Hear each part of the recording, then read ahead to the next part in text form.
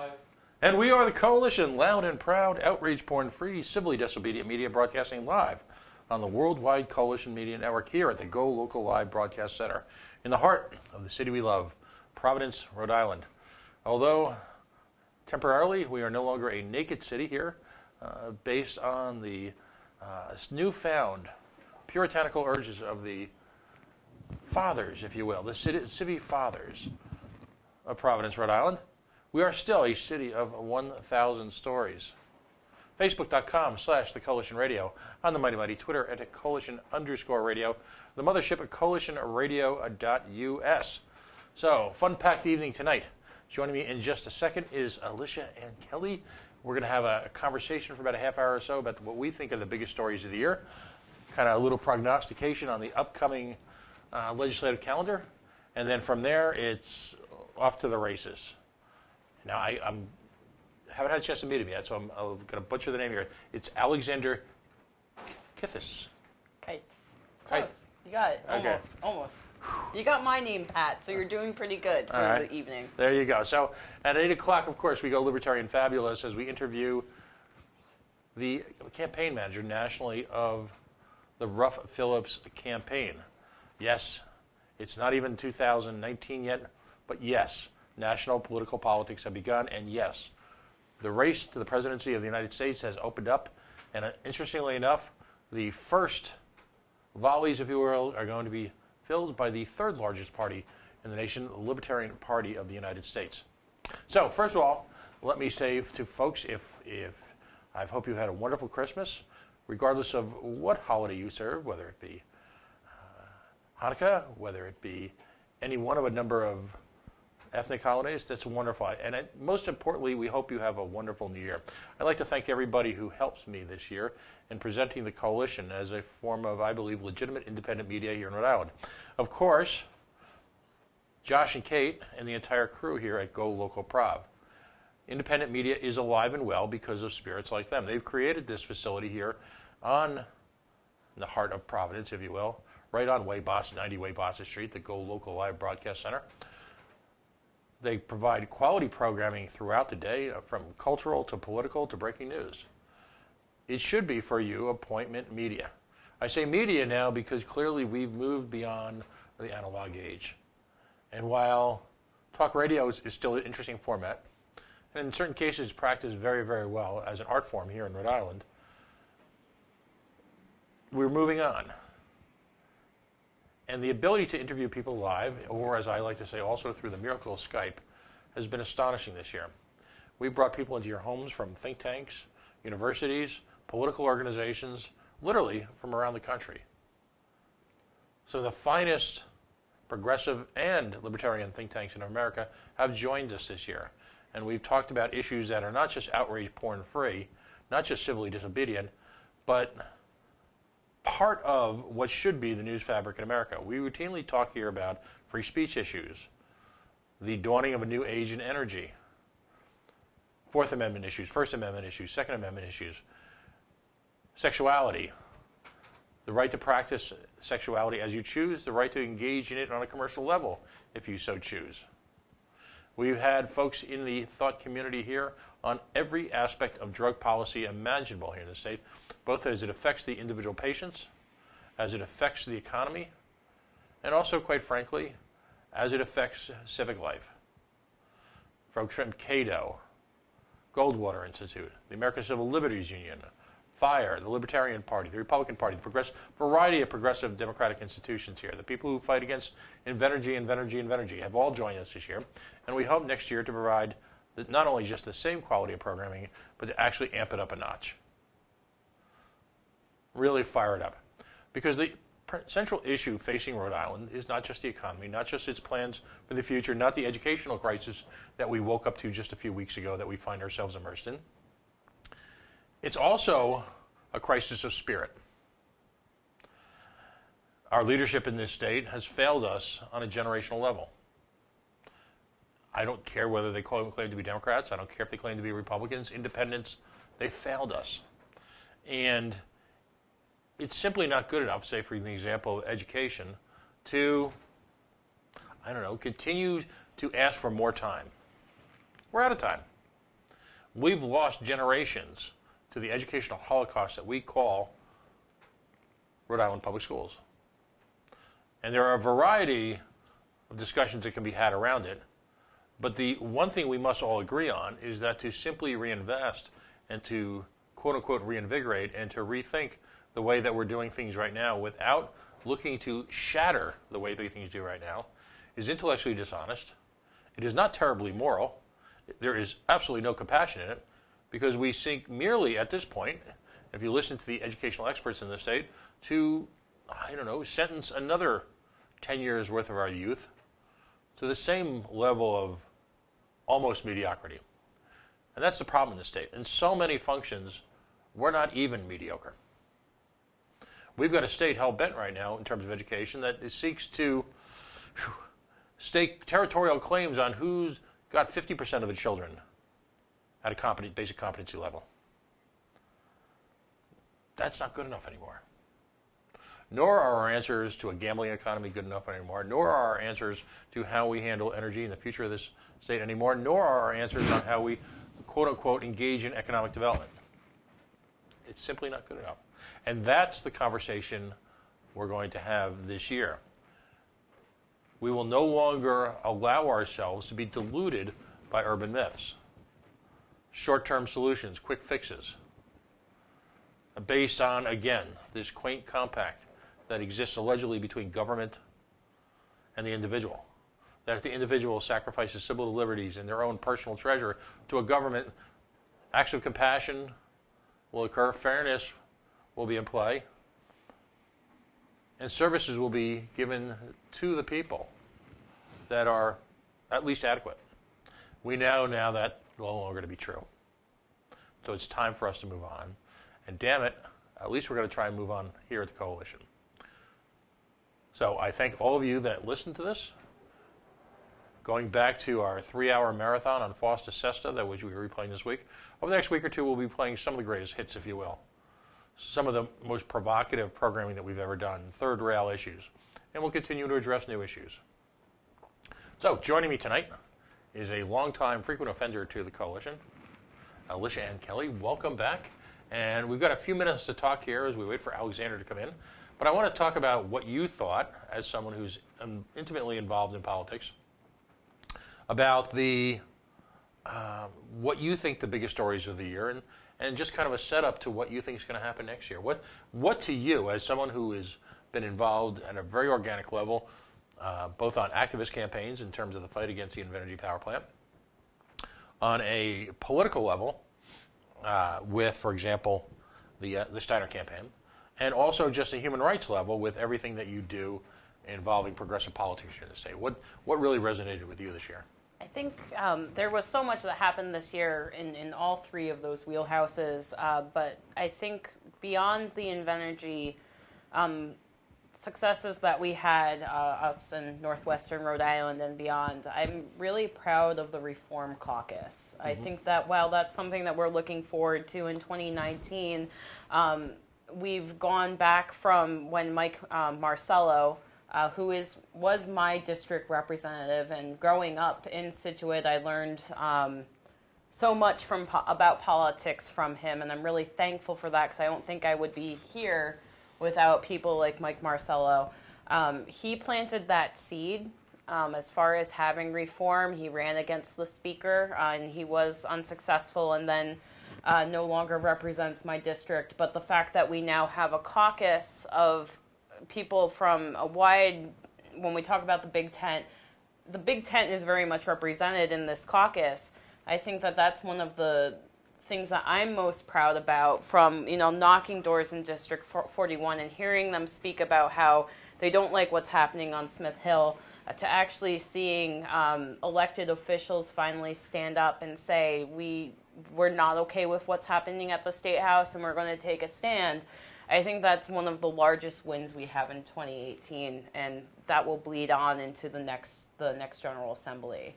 Let's reflect on a second. And you brought up the Mike Marcello contest back when he was running for Speaker. It seems so long ago, but it was only a few years ago. It wasn't terribly long ago. We're talking, what, 4 or 5 years ago? When Gordon Fox was kicked out, Right. You know, in essence, yes. Right. So in the last 5 years. Right. So let's prognosticate for a second. How different a world would be right now if Mike Marcello had been elected Speaker? I am a little biased because, like I said, growing up in Scituate, he was the only Democrat on our town council and then successfully ran and to gain the seat in District 41. But I think we would have had a much more fair, much more transparent General Assembly, at least on the House side, in the last couple of years. And I mean that sincerely, that we would have had a different path than what we're seeing now. Now, you know, and it's kind of remarkable because when you look at the power structure that the current Speaker has put in place, a great deal of the Reform Caucus essentially exists largely because of him. Yes, I think that there were so many people that when Representative, former Rep. Marcello ran, that they abstained.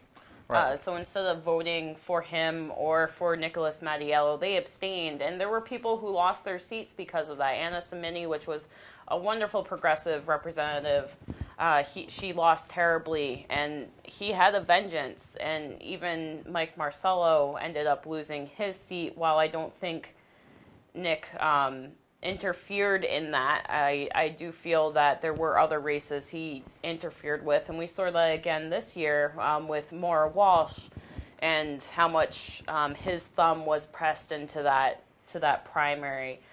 So I think that the changes that we're trying to see at the State House, they started with Mike Marcello, and they will continue on throughout with the Reform Caucus. We look to see how successful they can be with this upcoming year, but I think that there will be more work to do after this session. Now, clearly the Reform Caucus, and when you try and understand the different groups involved,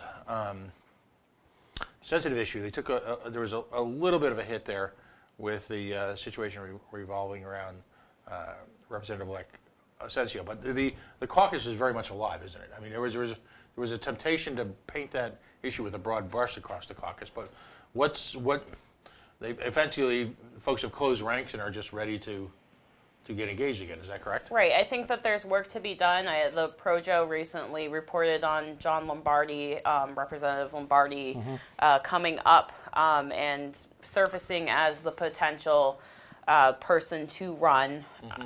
Representative Filippi, who I have, I've spoken about him and his work here with you. He has discussed potentially running because someone from the Republicans does run. I don't know if they would support a Lombardi speakership, but I do know that they are working, and now we actually know to some extent what reform would look like in the State House. Which is really important. We had known to support the Reform Caucus, that they were willing to stand up against someone who has been so tyrannical.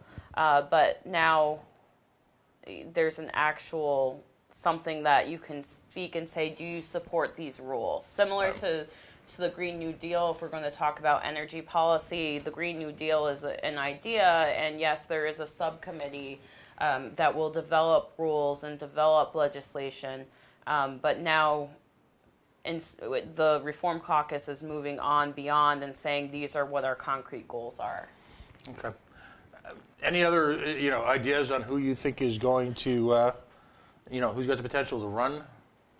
I don't think Representative Shekarchi will. I haven't heard of him speaking about it. I think Representative Lombardi is who I would personally see run. I don't see anyone from the minority party running unless it would be Blake.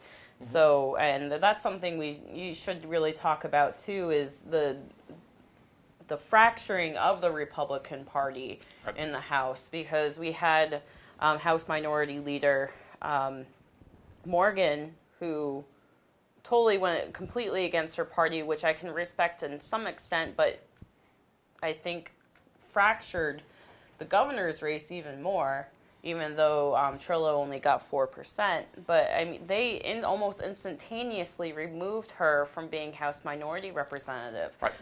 So there's some work that I think they need to do as in essence, they're more of a caucus than the party at this point, right. With only, I believe, 7 or 9 members. But there will be work that they will need to do, and I really hope. One of the things I really respected about Representative Filippi was his ability to work across the aisle and for things like House reform, which is something we should all be working for, not just Republicans or Democrats or Libertarians or Independents, but something we need as a state to move forward and have transparent, ethical government. And if these House rules aren't supported by people like him, I will be thoroughly disappointed. Because that's what, Republicans, if they speak about, the Democrats need to change, well, here's the opportunity to be part of that. Right. Always remember, of course, that it was Joe Trillo in the Republican caucus that ultimately got Nick Mattiello into power. Yes. I mean, it'll be interesting to see how this transpires. Yeah, I mean, there's a bunch of different players that happened with why Nicholas Mattiello is our speaker now. Spencer Dickinson, I think, is part of it too, and his failed primary race. He did not do that well either. GoLocal, talking about local politics and local newsreels, he was named one of the, I believe, most influential or, top 18 of 2018 today, which was very interesting for me to see. I'm looking forward to tomorrow's other 9 that they'll be listing. But I do think that people will say, well, Gordon Fox was awful. Gordon Fox did all of these horrible things, and yes, he did. I'm not arguing with that, but I think that the current House leadership is also part of the problem, and it needs to be part of the solution.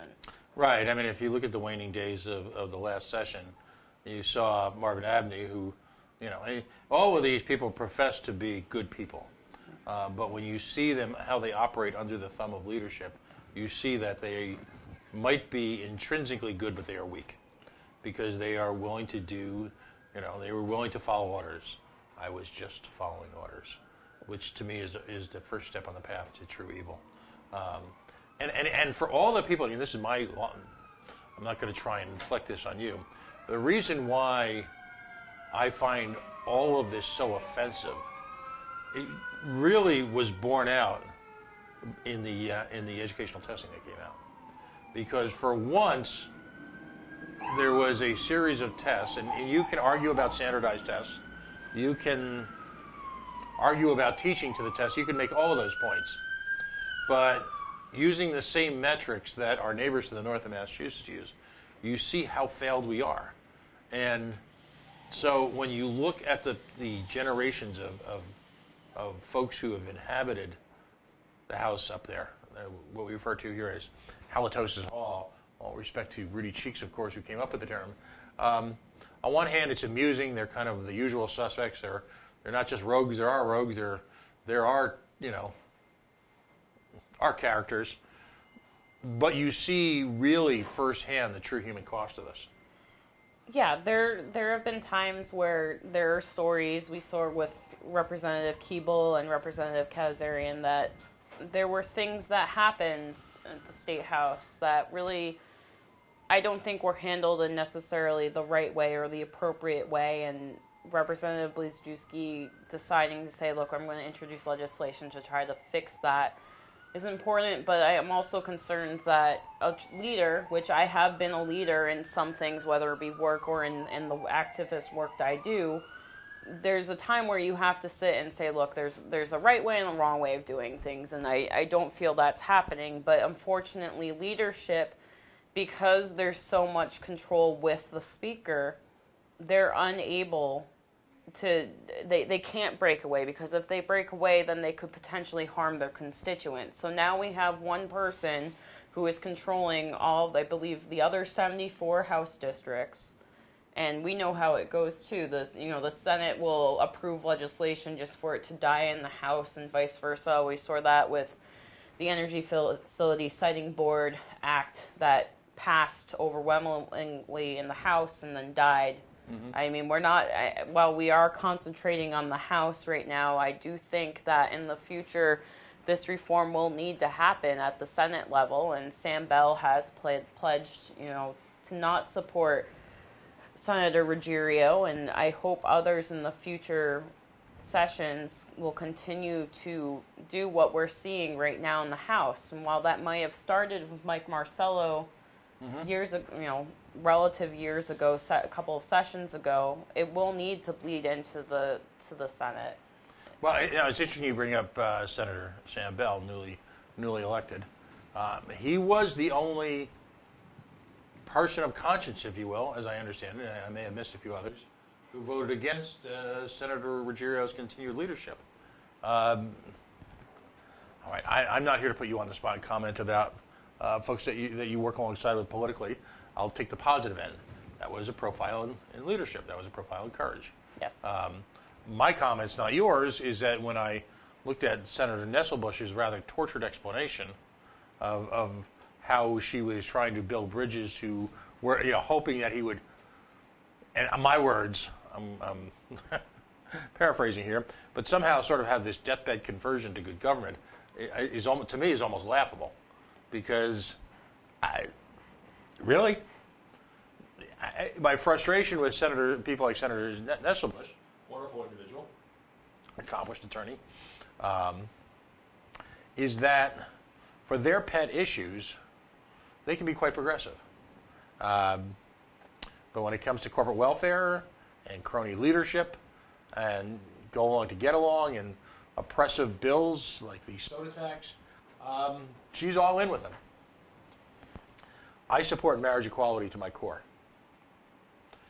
Marriage equality was obviously one of her keynote issues. It got passed, as it should have. It actually took way too long to get that passed. But I've always gotten the sense, in my opinion, not yours, that Senator Nesselbush, once she got hers, she was all set. Then it was go along to get along, play along to play along. Meet the new boss, same as the old boss. I don't see a lot from individuals like her. Again, I missed the episode where she chained herself to the State House and said, I'm not going unless you fix fill in the blanks. And that's the challenge, because you have Republicans who aren't really Republicans. You have progressives who self-identify as progressives, but you have Democrats who are clearly Republicans. You got this guy, this senator down in way down in South County. I think somehow he's still the Senate Minority Leader, who is, by all accounts, a mainstream Democrat. He's Republican in name only. Do you think it's time for like a truth in labeling law for Rhode Island politicians? I think that we have this issue here in Rhode Island that you say, Democrat in name only or Republican in name only. And I think that that's something that, yes, is significant to us in this state, but in other states, Utah has the same situation, except for it's Republicans that are actually Democrats significantly. They have the same issue there that we do, except for it's reverse parties. So I think it's also, running a race in my hometown, there were plenty of people that refused to even consider anyone besides a Republican, and there are people who, in other parts of the area of our state, refuse to support anyone who isn't a Democrat. And while I am a part of the Democratic Party, I know that there are times where I've personally said this Democrat doesn't support what I believe in. The Republican really doesn't either. What am I going to do? And in younger times, I've ridden in a candidate where I just haven't voted. But I think that while there is, at least in the Democratic Party, there is some reform that's working at the state level here. We just went through our platform. Again, we're seeing that. Because the Republican Party here is so small, I'm not really sure what they do, and I've looked into it. How does the Republican Party, do they have delegates, or do they have, district committee men and women like the Democrats do? Right. And they just have I have no idea how they operate. And perhaps there are people that need to look at their party, because there were some okay Republicans. John Chafee was a great Republican. Lincoln Chafee was a Republican at one point. Well, not everyone agrees with me about Lincoln Chafee.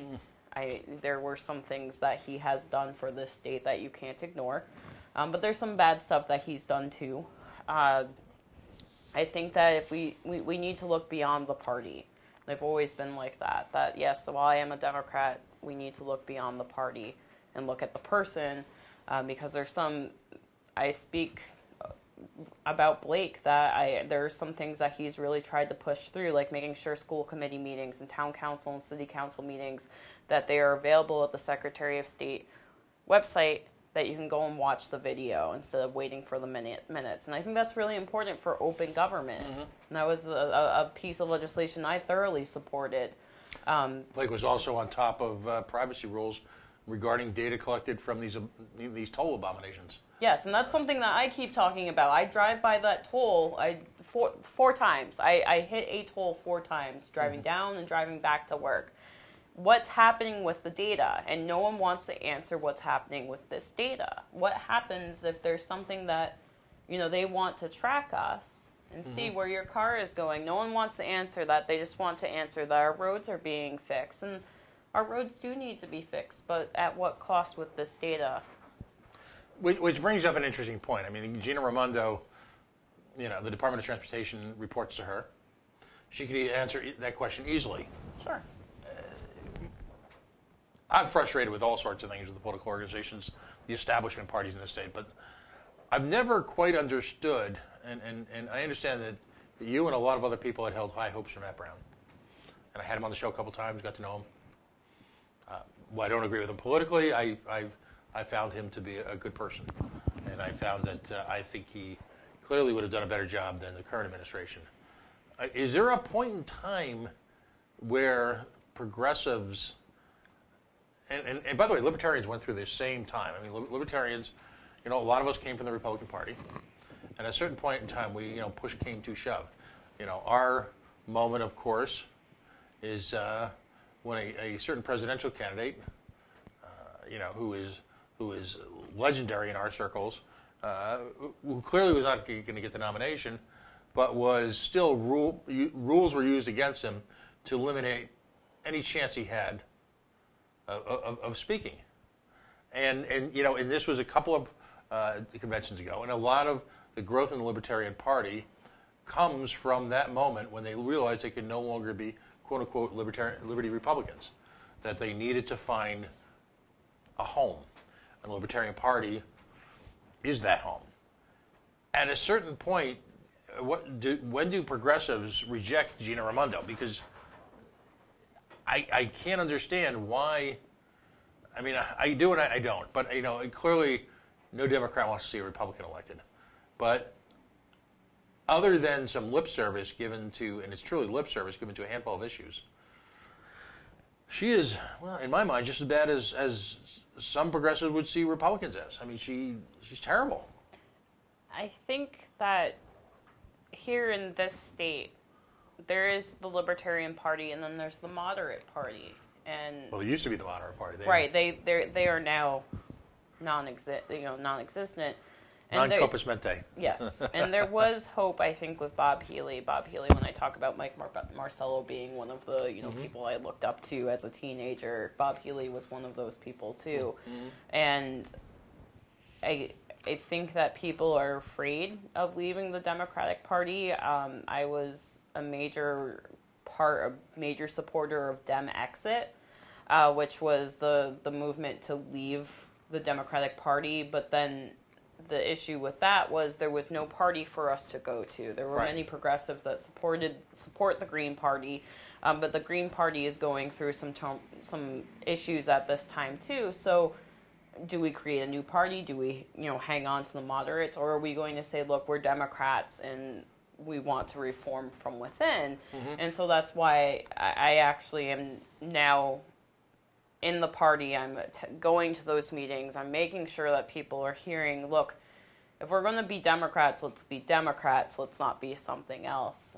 If you want to be something else, leave the party. And I think the party's coming back and saying, well, there's a big tent and there's a place for everyone here. And while, yes, Democrats are, the tolerant left, I think there are some things we need to put our foot down on, things like marriage equality, things like marijuana legalization, things like choice. We should at the very least, allow the the Reproductive Health Care Act hit the floor for a vote. That having discussion on the floor about things is what makes our state and what makes our country great. We debated when we were creating our Constitution and we were creating the amendments. These were things we discussed as a nation.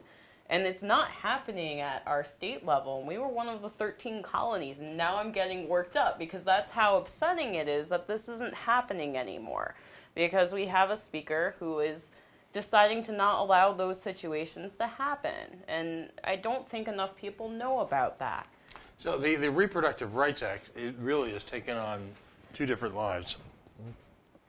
As someone who's not part of that process, let me describe it to you how some of us see it, and correct me where I'm wrong.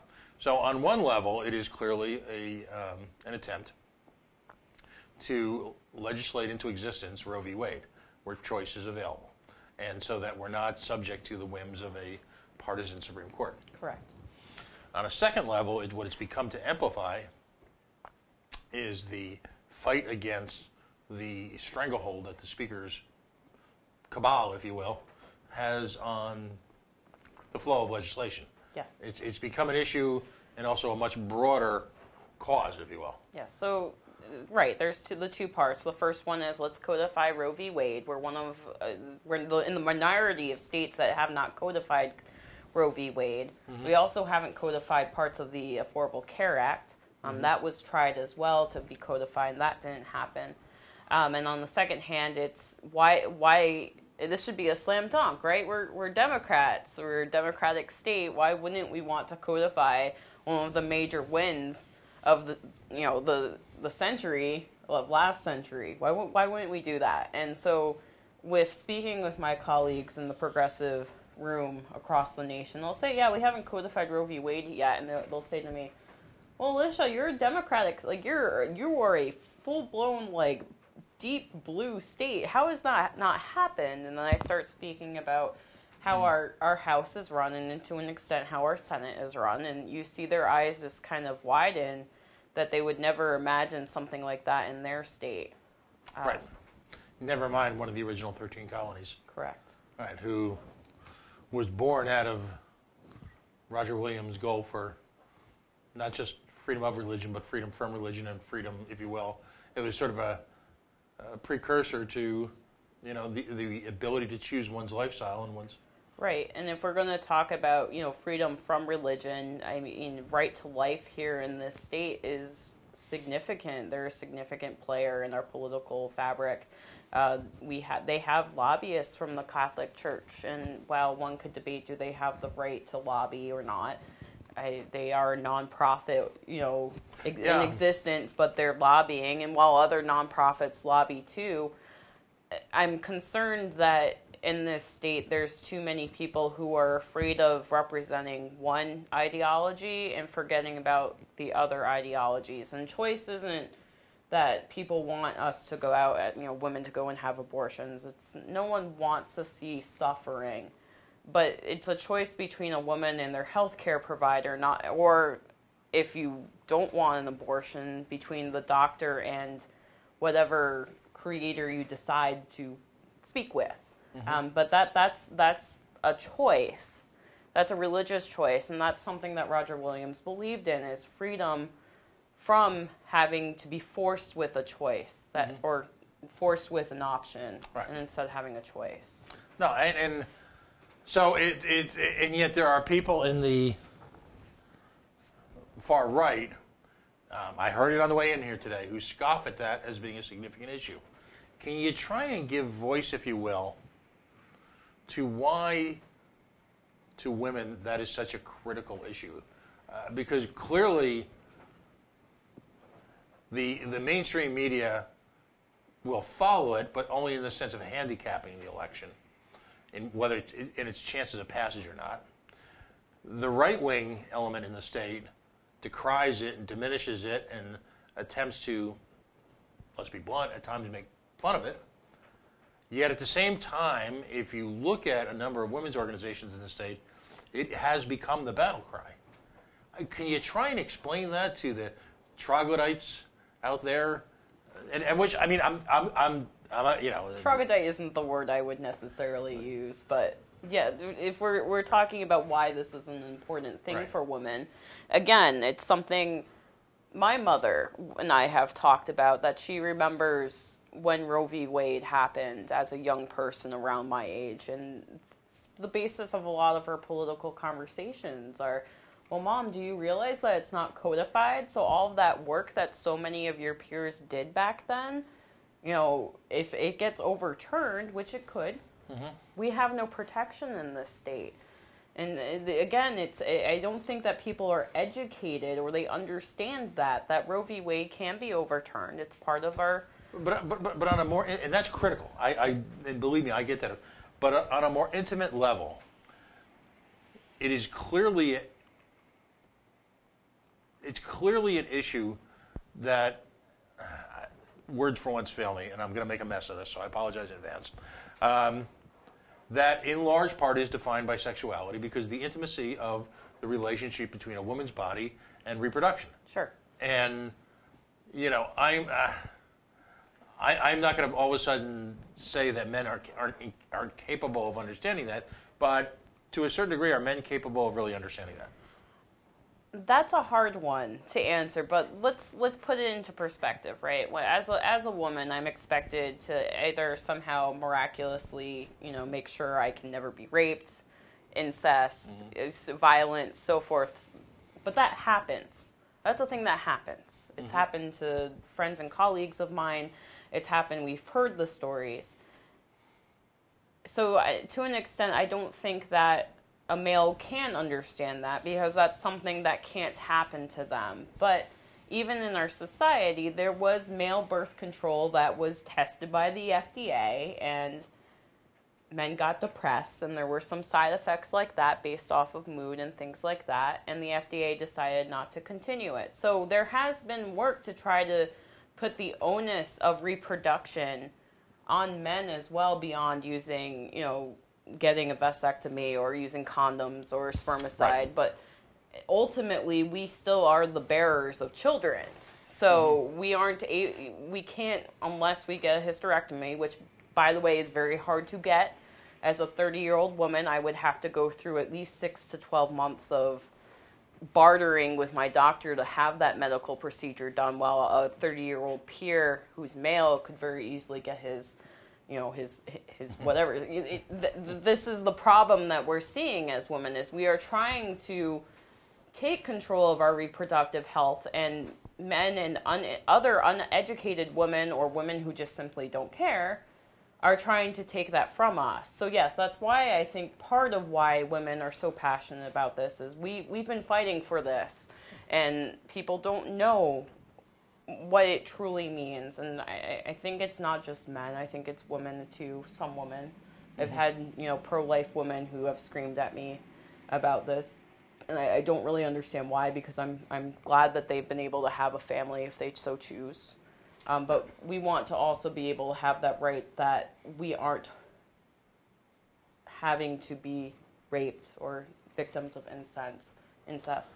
No, and because, I mean, from my perspective, just on a physiological level, we as a society are willing to embrace birth control that ultimately, for lack of a better, more sophisticated way of putting it, can do a real number on a woman's chemistry, body chemistry. Yes. And we see that as almost a fait accompli. You're on the pill. You're on the pill. You're on the pill, aren't you? You're on the pill, right? Right, you did this, right? And again, you got this, right? The onus, goes on the woman, and that's it's not equal. It's not equal at all. And because the onus is on the woman to ultimately provide for all this. It's sort of a metaphor for life, but at the same time, control for how her approach to it is largely run by, quote unquote, the political society, which is male dominated. Right, and a lot of this is male dominance, and a lot of this also is if women, you have a child out of wedlock, or if you have a child, outside of your marriage, or whatever reason you have that you are having a child, that reason isn't good enough to have an abortion. I've had that argument too, that no matter what the reason, you had sex, so therefore you got pregnant. This is your issue.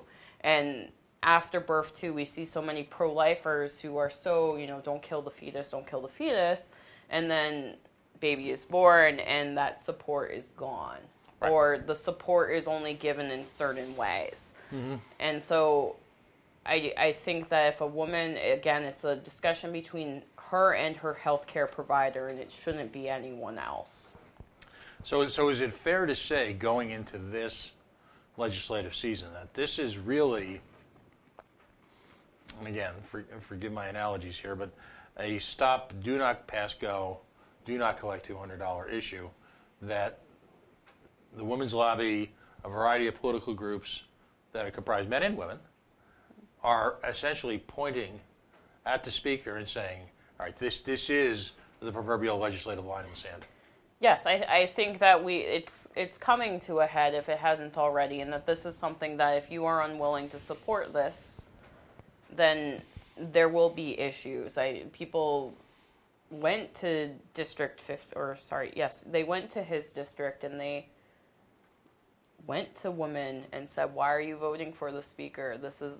You're a progressive woman, why are you supporting the Democrat here? And organizations did this because that's how they don't see any other way. There is no other way to get this to the floor unless somehow you can whip some votes with the House majority or the House majority leadership. Mm-hmm. But if they're all bespoken to the speaker, then hands are tied. Right. No, and so a lot of folks use the term litmus test or political litmus test as a pejorative. I don't. I mean, I personally have a litmus test. If you either voted for the stadium or you didn't, that's sorry, and I'll admit that. I mean, and people can argue what they want, but that's reflective of how you feel about cronyism and corporatism, and that's an issue to my core that that I bleed for. Now you're taking it to a whole nother level because of, like I said, the physiological and the societal aspects of birth control, the sexuality are just so loaded with issues, baggage, and history that it's impossible to really separate it out into a straightforward A plus B equals C. I get it. I supremely get it. This should be a point blank codify Roe v. Wade. Period. Mm-hmm. That's what it should be. Codify Roe v. Wade, and it's turned into such an issue that really shows a reflection of all the other issues we're seeing. We saw it to an extent with the Energy Facility Siting Act, right? Mm-hmm. That's legislation that I went to the State House personally to testify about, and something I'm really passionate about. And at one point, the speaker seemed to be supportive of it. And then all of a sudden, he's on WJAR saying, well, I'm okay with a power plant in Burrillville. I don't see any problem with it. Complete flip-flop. Right. And it's really concerning how one person has so much power. And I know Alex will get into that more and explain really what's happening at the State House, how the speaker, develops his power and so forth, and what we can do to really speak out against it. But I think it stems back to the speaker and rules reform. Right. No, I hear you. It to me, first of all, this. Give us a brief, in the couple minutes we have left, the legislative history of it, if you will. Last year, you went to committee. Which committee?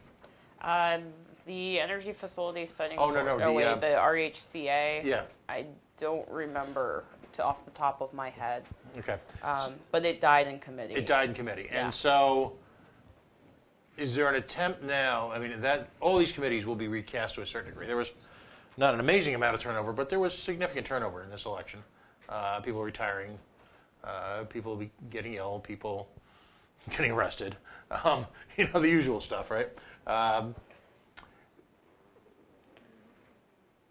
Votes matter. Yes. So I assume that if this becomes for Health and Human Services or wherever it goes first, your organizations are going to be watching those committee votes like a laser? I can't speak for the Women's Project and Rhode Island Now and the other organizations who have done so much work for this, because that's not my place. The work they've done is resounding, and the education they've done is amazing. What I see as kind of a bystander to an extent is that I suspect there will be some watching. There will definitely be calls to order or calls to action on what we can do if you're passionate about seeing Roe v. Wade get codified. But that's the issue with the speaker, too, is you would think something like Roe v. Wade, well, that has to do with, it's a Reproductive Health Care Act. When health and welfare hear that, but not necessarily. It could go to judiciary. It could go to so many other committees. We saw that with Representative Kazarian's bills, that she actually requested, can these bills be moved from one committee to another? So yes, while there are bills that make sense that they would be hit in certain areas, like the EFSA bill that started in the House and Natural Resources and Environment. In the Senate, it didn't go to the Senate Committee for Environment. It went to, I believe, Judiciary. It's been a long day. But what I'm saying is it can move anywhere, and you have to track the bill. Right. Just as and I don't want to actually close out on this, but I just have to say, on a couple of the issues we've talked today, the loss of Cale Keeble as a voice. I don't know if I've seen that many people, I don't want to say crushed, but you clearly saw in the days surrounding that issue arising, just the wind, I'll say the wind taken out of people's sails. I think that with Cale, it was truly hard for me because of the work he's done in northwestern Rhode Island and the getting the study commission. But I think that if there are things that they happened, and there is repercussion for that. I always said myself that if I was not in his district, I don't live in Burrillville. That was the vote. The voters there made their decision. And while yes, it may be hard to see a voice for so many things that I am passionate about, to see one of those leaders, because of his own alleged actions, go down. Right. Representative-elect Place is now in his place. I don't think he'll be as advocate as much for the power plant as others. But we saw that in the Senate too. I mean, the Senate senator from Burrillville, I'm really concerned about as well. I've never seen her at the State House. I've never seen her advocate except for at the last hour talking about things. So I am concerned about those. But I think that in the greater realm of doing the right thing and having ethical government, the voters made the decision and they voted as they saw fit. And I think that this stems back to how Representative Mattiello handled this. And he has said in the press that there was another legislator who had a sexual harassment issue, and he refused to name who that person was. And that is very concerning, because he mentioned that it was someone that either lost in a primary or wasn't running for re-election. And now, as we speak about the special election for House District 68, I think it's important that that was a thing, and that goes back to the failed leadership of the speaker. Interestingly enough, Kenny Marshall, who left the seat in something of a cloud, is announced today he's running for it again. It's up to the district to make the right decision, and I hope that they feel that the right decision isn't supporting him. In closing, are you optimistic for the upcoming year? Yeah, I think that at least as a young millennial or 30-year-old or whatever you want to label me as. Youngin. Yeah, a youngin. I'm a youngin. I was involved in politics because of people like Mike Marcello, and then I left. I went to college, and I started my career. And in 2016, something happened, which was the Bernie Sanders campaign, and it made me pay attention more to what was happening in the party. Because remember, too, Cale Keeble was the one who got the master lever to go. He introduced that legislation. He was the main sponsor. But I think that there are people my age, there are people older, people younger that are starting to care more because they're seeing things like, why aren't we codifying Roe v. Wade? Why are we having legislation about power plants that's outdated? Why isn't gun reform discussed better? Why are Democrats being endorsed by the NRA? We're asking questions, and we're starting to, because of people like you and people like GoLocal and other news outlets, and because of Facebook and Twitter, we're seeing more, and we're able to ask questions and interact more. So I am looking forward to 2019. I think that we're set up, we're geared to go, and I'm looking forward to the progress we make for this state. Outside of the election for District 68, and people know that I'm biased about that one, the unique part about 2019, no elections. It's all about... There could be elections, as far as there could be votes if a municipality decides to have something. Like in my hometown, there was a school bond and a police bond that were voted upon. So we might see that. But barring someone leaving the House or Senate, you're right. Besides the District 68 election, we are going to have a quiet year. But that doesn't mean we're not going to have a quiet year on the national front. Right. But ultimately, here on the home front, it's all about looking back at the campaign in 18, the promises that were made, and the guarantees that were extended, and ultimately seeing how people react to them. And my reaction to next year is that I don't know if another time in recent Rhode Island history, or if ever, because of social media, because of activism, because of the whole chemistry, the stew that is Rhode Island politics, I don't know if there's ever been a time where more people are going to be paying closer attention to how people react, work on, vote, support, follow through on every single issue. It's all come to a head. Education, sexuality, women's rights, civil rights, Fourth Amendment rights, First Amendment rights. It's all come to this just... It's almost like this has been building up for years. Yeah, and social media, I've had this conversation that, 2016 was the first election where we really, really had social media for everyone. I remember when Facebook was only available to college students, and then it was college and high school, and then it was if you have an employer email address, and it's turned into something much larger than that. And I think that is really driving a lot of this, that we're being connected in a way to other people. Like I said, across the nation, progressives are talking about 2020 and who's going to run, and I can talk about that for hours, but we're seeing the discussions being had and the conversation changing, which I'm looking forward to. Excellent. Well, hopefully you'll join us throughout the year and continue to provide your perspective. I appreciate you coming on. Thank you so much, Pat. And Happy New Year. Folks, we're going to take a quick break right now. We are the Coalition, loud and proud, outrage porn-free, civilly disobedient media, broadcasting live on the worldwide Coalition Network here at the GoLocal Live in the heart of a torrential downpour that is downtown Providence. But I can think of no better time for comfort food when you're in the middle of miserable weather. And there are so many places downtown where you can take an Uber or a cab down to and spend some time. It's still the holidays. The first is coming us, our 4 square foot ball that's going to drop from our own version of Times Square nonetheless.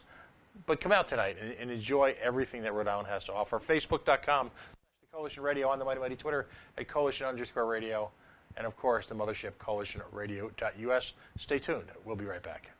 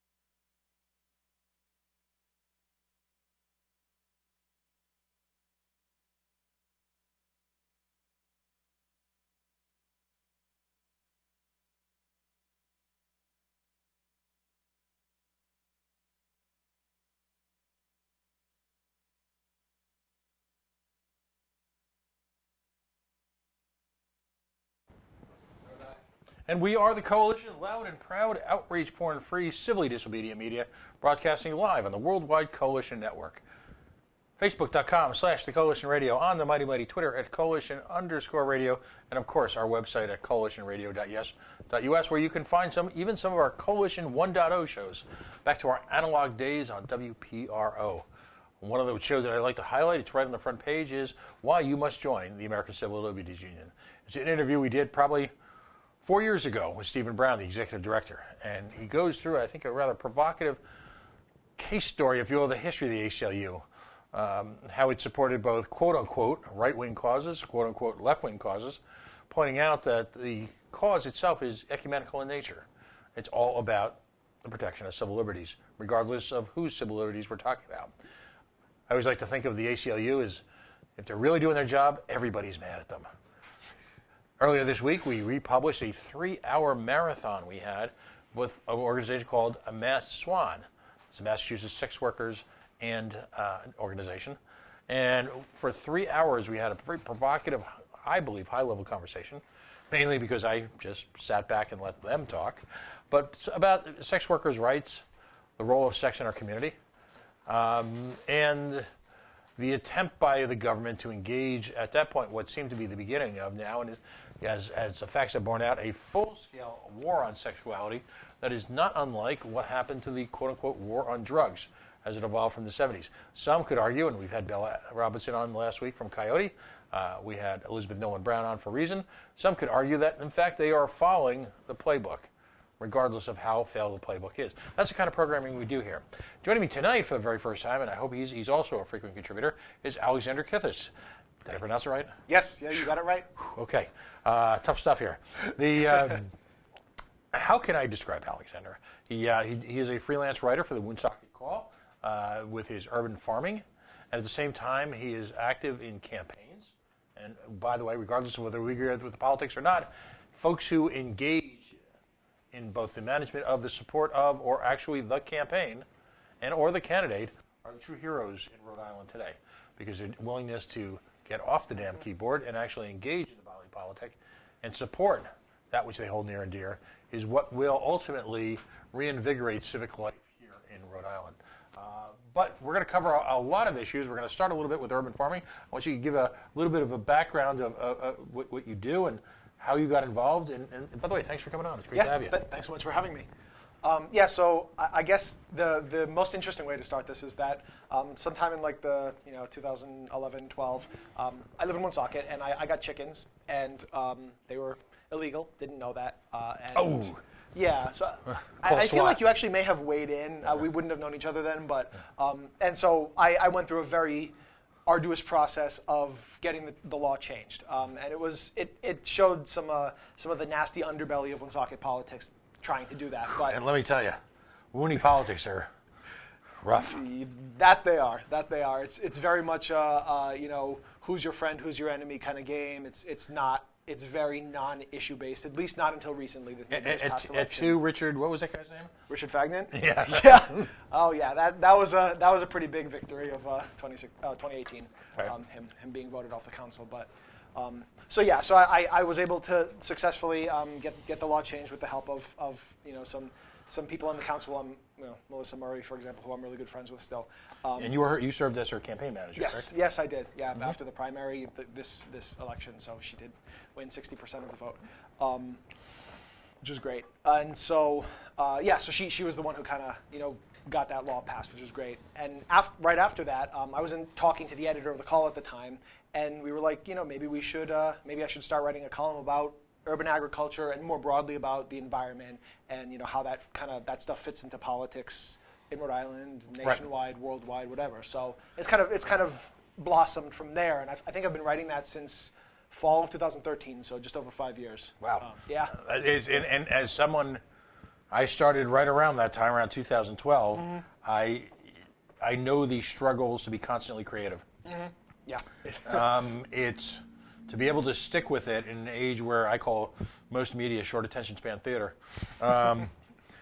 Because how many times have we seen blogs or podcasts open up with quite the flourish? Mm-hmm. Usual lifespan, I believe, is about 7 or 8 weeks. Wow. Because after about 7 or 8 weeks, you realize I got to actually do show prep. And I got to make some phone calls during the week, and I got to get some people involved, and I got to do research. It's hard, and because conventional media, if you think about the news or talk radio, it's 2 or 3 minute spurts. Show prep for a lot of talk radio is, quite frankly, going to the Drudge Report. The local news, they do a minute story on something. There's no responsibility there. No one, hardly anyone watches anymore. No, that's outstanding, and it's interesting to me too, because Woonsocket, on one hand, is everything good about Rhode Island, and at the same time, everything challenging about Rhode Island. You go back to that Washington Post story a few years back, and if you haven't seen it, I couldn't possibly give you a link off the top of my head, but certainly Google Washington Post, first of month, Woonsocket, Rhode Island. And it was a horrifying tale of folks' dependence on the social welfare net for a primitive level of survival, while many of whom folks were truly the working poor, not poor in spirit, but the working poor in terms of economics. Folks who really lived minute to minute. And the pictures, quite frankly, if you're old enough, were, I wouldn't say even vaguely reminiscent, evocative of photography that had taken place in Appalachia in 1960s America. So to see that come home, yet at the same time, Woonsocket's got such a rich tradition. At the same time, Woonsocket has the possibility and the capacity to be really a burgeoning growth center based on just some of the entrepreneurial spirit that's moving there, and also, quite frankly, the inexpensive cost of doing business, and also the art scene. That's really something that's picked up in the last couple of years. Right, and that's why I want to have this as an ongoing conversation, because I often liken Providence to the analogy I use is Manhattan, and for years I looked at Pawtucket as being sort of the Brooklyn, if you will, funkier, more interesting, more eclectic, and Pawtucket is going through its own crisis of spirit, if you will, at this point in time. I don't know if I can do that anymore, because I look at towns like Woonsocket, and I look at towns like Warren, and even West Warwick, and I see these green shoots of talent just starting to pop up. And stuff like that has to happen organically. You have to have the people, the right economic conditions. Sometimes, quite frankly, tough economic conditions are often a breeding ground for that type of activity. So I'm just fascinated by just the whole prospect of having regular conversations with you. So what? Yeah, that'd be great. What? So first of all, if you're of a certain age, when you talk about urban farming, and I have children in their 20s, you have this mental image. I got to tease you with this, of the whole hipster thing, right? You quit your day job in tech where you were making $200,000 a year, and so that you could buy $800 boots and have genuine, English, and you work, well, quite frankly, glasses that look like this, and you would only, you would do these microcultures as far as farming goes, and it had to be, couldn't be just chickens, it had to be the right chicken, an artisan. Well, I'll spare you all the cliches. I've heard them all. My favorite one is curated. I love when food is curated. No. Art galleries are curated. History, books, libraries are curated. Food is not curated. So that's when I see, and God knows I love the West End here in Providence, and I used to live there. And I love its funkiness, and it's, Rhode Island's got this sort of slacker artist mentality that's kind of pervasive throughout the culture, which is managed to carry forward from generation to generation. One of the unique charms of having a sub-zero economy, I guess, is that you can afford to be a slacker here in Rhode Island. So all of those cliches are mixed up, into this one sort of mess for people in my generation. So how does one become an urban farmer? What are the motivations, and how's it going? Okay, so it's interesting that you touch on that stuff, because I think sort of the original intention of my column and of starting this conversation in Woonsocket is that there are a lot of different reasons that people will get involved in this. part of it is economic, right? Like if you're raising your own food, you don't have to pay for it, and if you make minimum wage, that it's absolutely worth that investment of time in order to not have to pay for organic food. You're growing it yourself. There are the sort of health aspects of it, right? Where you're raising food that's a far higher quality than most of what you can buy in the store. Right. Without herbicides and pesticides and everything. And then there are the artisanal aspects of it, where there are heirloom varieties of vegetables, and there are many different varieties of chickens, and I could name quite a few of them for you right now if you want. But like the sort of artistry that comes with at least the production of the food, where like the sort of the spiritual elements of it. And with all of those things also, and this is sort of the reason for the column that originally started this conversation. All of that is kind of a political act, because it's, for whatever reason you're doing it, you're recognizing that the food system, and more generally the way we do agriculture, the way we treat the environment in this country especially, is sort of flawed for many different reasons. And so part of the drive to want to sort of supplant that system with your own is recognition that system needs to be changed. The many aspects of how we treat the environment and how we do agriculture. But elaborate particularly on agriculture, because I mean, in one sense, a little noticed, but particularly potential for sea change, was in the Farm Bill this week, which is the legalization of hemp. I mean, that has got the potential to, well, as I say, change everything. Yeah. I mean, on multiple levels, and yeah, I'm unrelenting, still a deadhead. Got 60 plus concerts, okay? I've got, I'm on the upper realm, but we went through I've been having hemp arguments with people since the 70s, before you were born. So that, you look at some of the national, there's so many contradictory terms. You look at it at Chipotle, it's a national restaurant model which embraced quote-unquote healthy food, but because of the production challenges of doing it at a high level, have had so many foodborne illness issues, in part because of their model, of how they, food isn't heavily processed. And as a result, on occasion, and when you look at in the greater scheme of things, on a minutely small amount of occasions, people have gotten ill because of it. Yeah. So you've got all these cross currents, and that's, what's wrong with how we do things right now? Like agriculture in general? Yeah. Okay, so we'll start with animals. So they're raised in confinement. Animals that are supposed to be grazing herbivores, like cows, are fed corn instead. We do that. There's elements of that in Rhode Island as well. And so that corn is an unnatural diet, and so it causes all sorts of health problems, and that results in the need for antibiotics. And also, antibiotics are used therapeutically in order to make the animals grow fat, so they can, higher production rates. And so, that all results in like animals that suffer a lot, and that, their meat is unhealthy for many different reasons, right? So that's animals. For plants, one, we shouldn't grow nearly as much grain and soy as we do, because there's all sorts of, I'm sure you're probably very familiar with the subsidization and all of that that's resulted in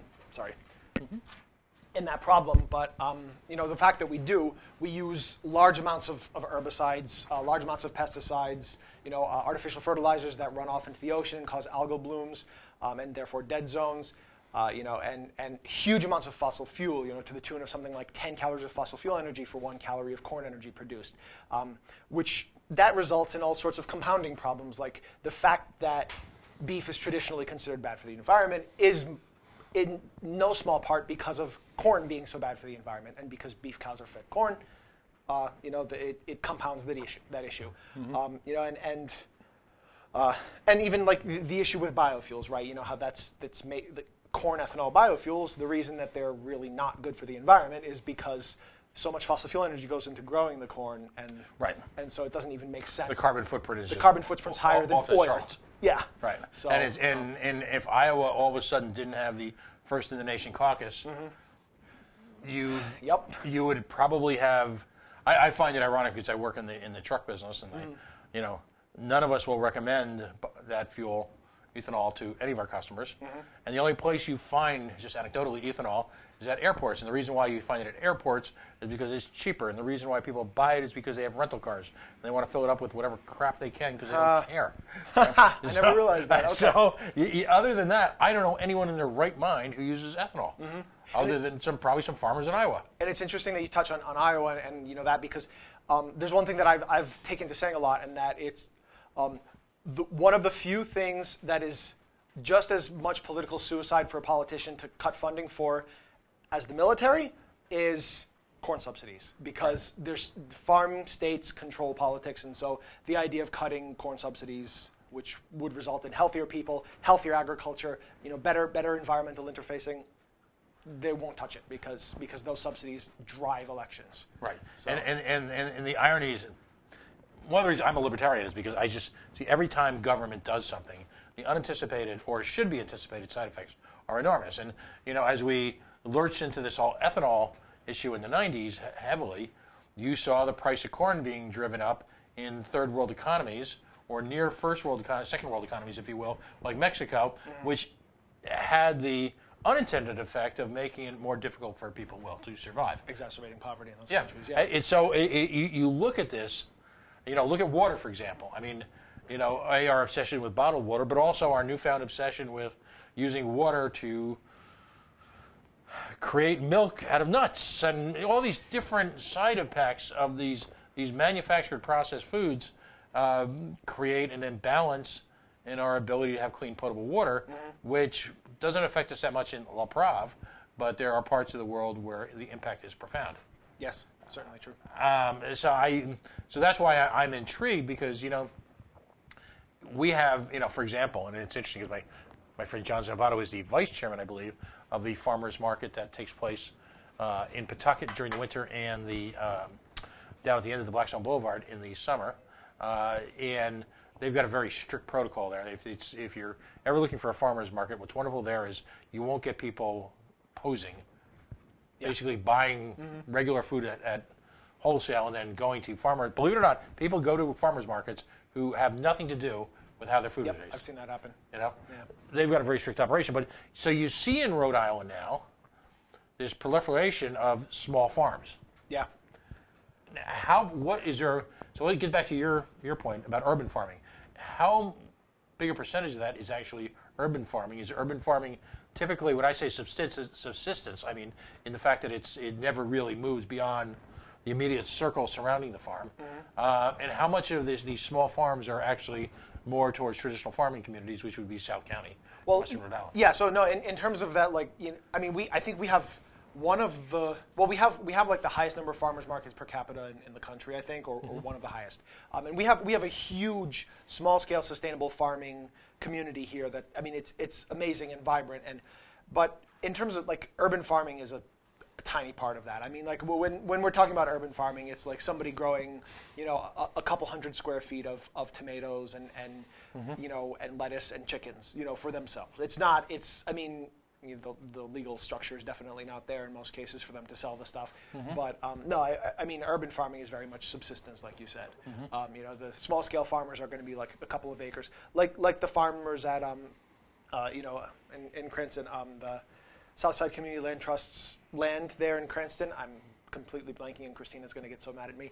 But Urban Edge Farm is called, and so I'm friends with Christina Dora, who is Blue Skies Farm, the farmer there, and farms like that, a couple of acres, who like specialize in certain types of vegetables, or who some of them there raise chickens, and like that's really kind of the thing that we have in Rhode Island, a lot of. And then there are some really big, more factory style farm operations, which is really where I would take issue with. Right. Yeah. And a number of I'll call them the smaller scale operations are almost, I'll use the term boutique operations, that are really geared towards supporting our restaurant trade here in Rhode Island. Yeah. And that's where Rhody Fresh comes in, right? Yep. Because they're, essentially forming as some type of, is it a collective, a cooperative? How would you describe what they do and how they contribute to the Yeah, so I'm not that familiar with them. That's like the Right. the online buying and Right. purchasing thing? Yeah. Yeah. I mean, I think that it's an excellent idea. I don't know too much about the current state of it, to be honest. But yeah, the idea of making sure that small restaurants and small scale farmers can link up with each other, and Right. yeah, it's excellent. I mean, So how tough is it to urban farm in Woonsocket? I mean, do you have soil issues? I mean, if you're getting started out, you're a younger person, you've decided to be an urban pioneer, if you will. I'm old enough to remember when you could do, believe it or not, it was going on in Manhattan. There were entire sections of Manhattan which were, essentially economically dead zones, post-apocalyptic structures, and all of a sudden you saw this, and you see it a lot in Brooklyn. What's involved in becoming? I mean, are there support people out there? Are there, how do you do it? yeah, there's not really support per se, but I mean, like, so in my case, my family has half an acre, so I have plenty of land. I don't really have to be careful about space. But even with people with small amounts of land, do a really good job. Fitting a vegetable garden or a couple of fruit trees or something. I kind of, one of the things I look for when I drive around just regularly is to see what people are doing. And I mean, a lot of my neighbors even have gardens and things like that. But There was a time when they called them victory farms. yeah, Victory gardens. yep. Yeah, that's right after the Second World War, right? Right. That was. So how does that then translate into, for lack of a better term, small animals and livestock? Because that's where a lot of the challenge has been. You've got, archaic health code issues. You've got perception. You've got smells. You've got neighbors. How does that all work? I mean, you raise chickens. Yeah. I can't imagine, and I don't know what part of Woonsocket you live in, but when one day all of a sudden people woke up and saw chickens literally pecking down the street, how did that all happen? And Well, they're what was the not reaction? free-ranged. Right. They're in a coop, and I mean, nobody's suggesting something like a cow or goats or anything like that. But it was actually a pretty arduous legal process. Even after the law was passed, I had to go through the zoning board and everything, and it was expensive. And it's not the perfect law, but it required my neighbors to know about it in advance, and they were supportive. So what is the process then? You live in a town. Now, is this a Woonsocket law or is this a statewide? This is a Woonsocket law. All right. we were able So to you live in pass. Wooney. All right. You want to have some chickens. Yeah. So you go to the zoning office. You get the packet of information and the listing of the materials that you need. It involves like layout of your yard and roughly where you're going to keep the coop. Then you go before the zoning board at their next meeting or whenever they can schedule you. You show them pictures of the coop. I mean, or like pictures of like the proposed coop if you're going to build it or buy it later. Where you're going to put it in your yard. Proof of there's certain setbacks from property lines that you need to have. It's as if you're building a regulated building, but it's chickens. There are some serious problems with the law, I'll be completely honest, and those are things that hopefully we can get changed in the next couple of years. Obviously, I have chickens. I got the application. I got my permit, so I have to follow those laws, which is sometimes. So so you've essentially, it's like getting a zoning variance. Yeah. Yep. Yes, special use variance. That's legally what it is. All that for a couple chickens. Yep.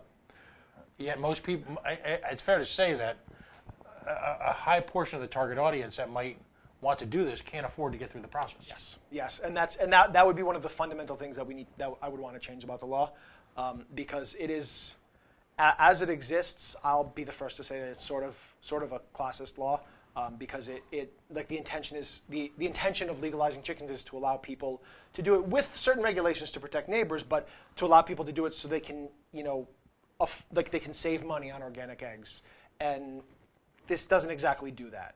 So what is government's concern? Now, this is my libertarian side coming out. You're raising some chickens. You've said you're not doing it free range, so they're in coops. There's regulations about the size of the coops and what you have to do per, depending on how many chickens you have, and there's a limitation on how many chickens you have. All right, so let's let that hang out there. Why does it cost money for government to let that happen? I mean, the best I can say is that if there were ever a problem, which there hasn't been a problem for many years in Woonsocket since long before I had chickens. I got to believe stray cats are a bigger health problem to the city of Woonsocket. Yeah, there are. They feral cats are much legitimate. It's a legitimate health issue. Yeah. And you're worried about a couple chickens. Yeah. There were certain elements of this law which unfortunately were not something that I or Melissa had control over, that were changed kind of at the last minute to make it essentially so very few people could get chickens. And that's something that needs to change, and that I've been we can fish. Why can't we have chickens? You're not going to get any disagreement from me.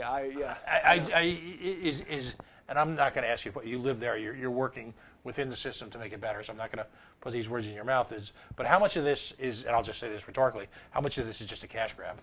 This is just another way of another permit to be issued that can result in a few more shekels into the public coffers. The change of a single letter in the law from a permitted use to a special use was a cash grab, and I'll say that outright. And I don't really like. There was a single letter that would have needed to change, which is the type of use that this fell under, and then it wouldn't have cost any money to apply for the permit.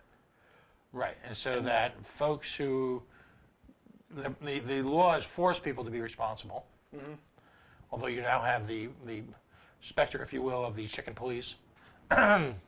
Ranging around through Woonsocket, I'll let the imagery run astray. I mean, is there a chicken SWAT team, for how to control chickens? Yeah.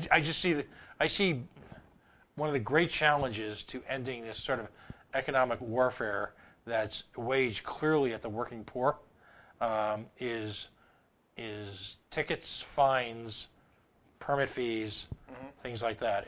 If you're working for Fleet, or date myself, if you're working for Fidelity, mm-hmm. $100 to get a permit's no big deal. Yeah. If in fact you're not just going down a whole paycheck and buying them ready, mm-hmm. right? For a lot of other people though, particularly since and one of the aspects of Rhode Island, I want to obsess over the chicken issue because we got some political issues to talk about. I definitely want to get to it. Right, but is that we've got this incredible melting pot mm-hmm. of cultures. Mm-hmm. It's on one hand, I've always found it astonishing, a subject for probably an entire show sometime, is that on one hand, we use it as a bragging point.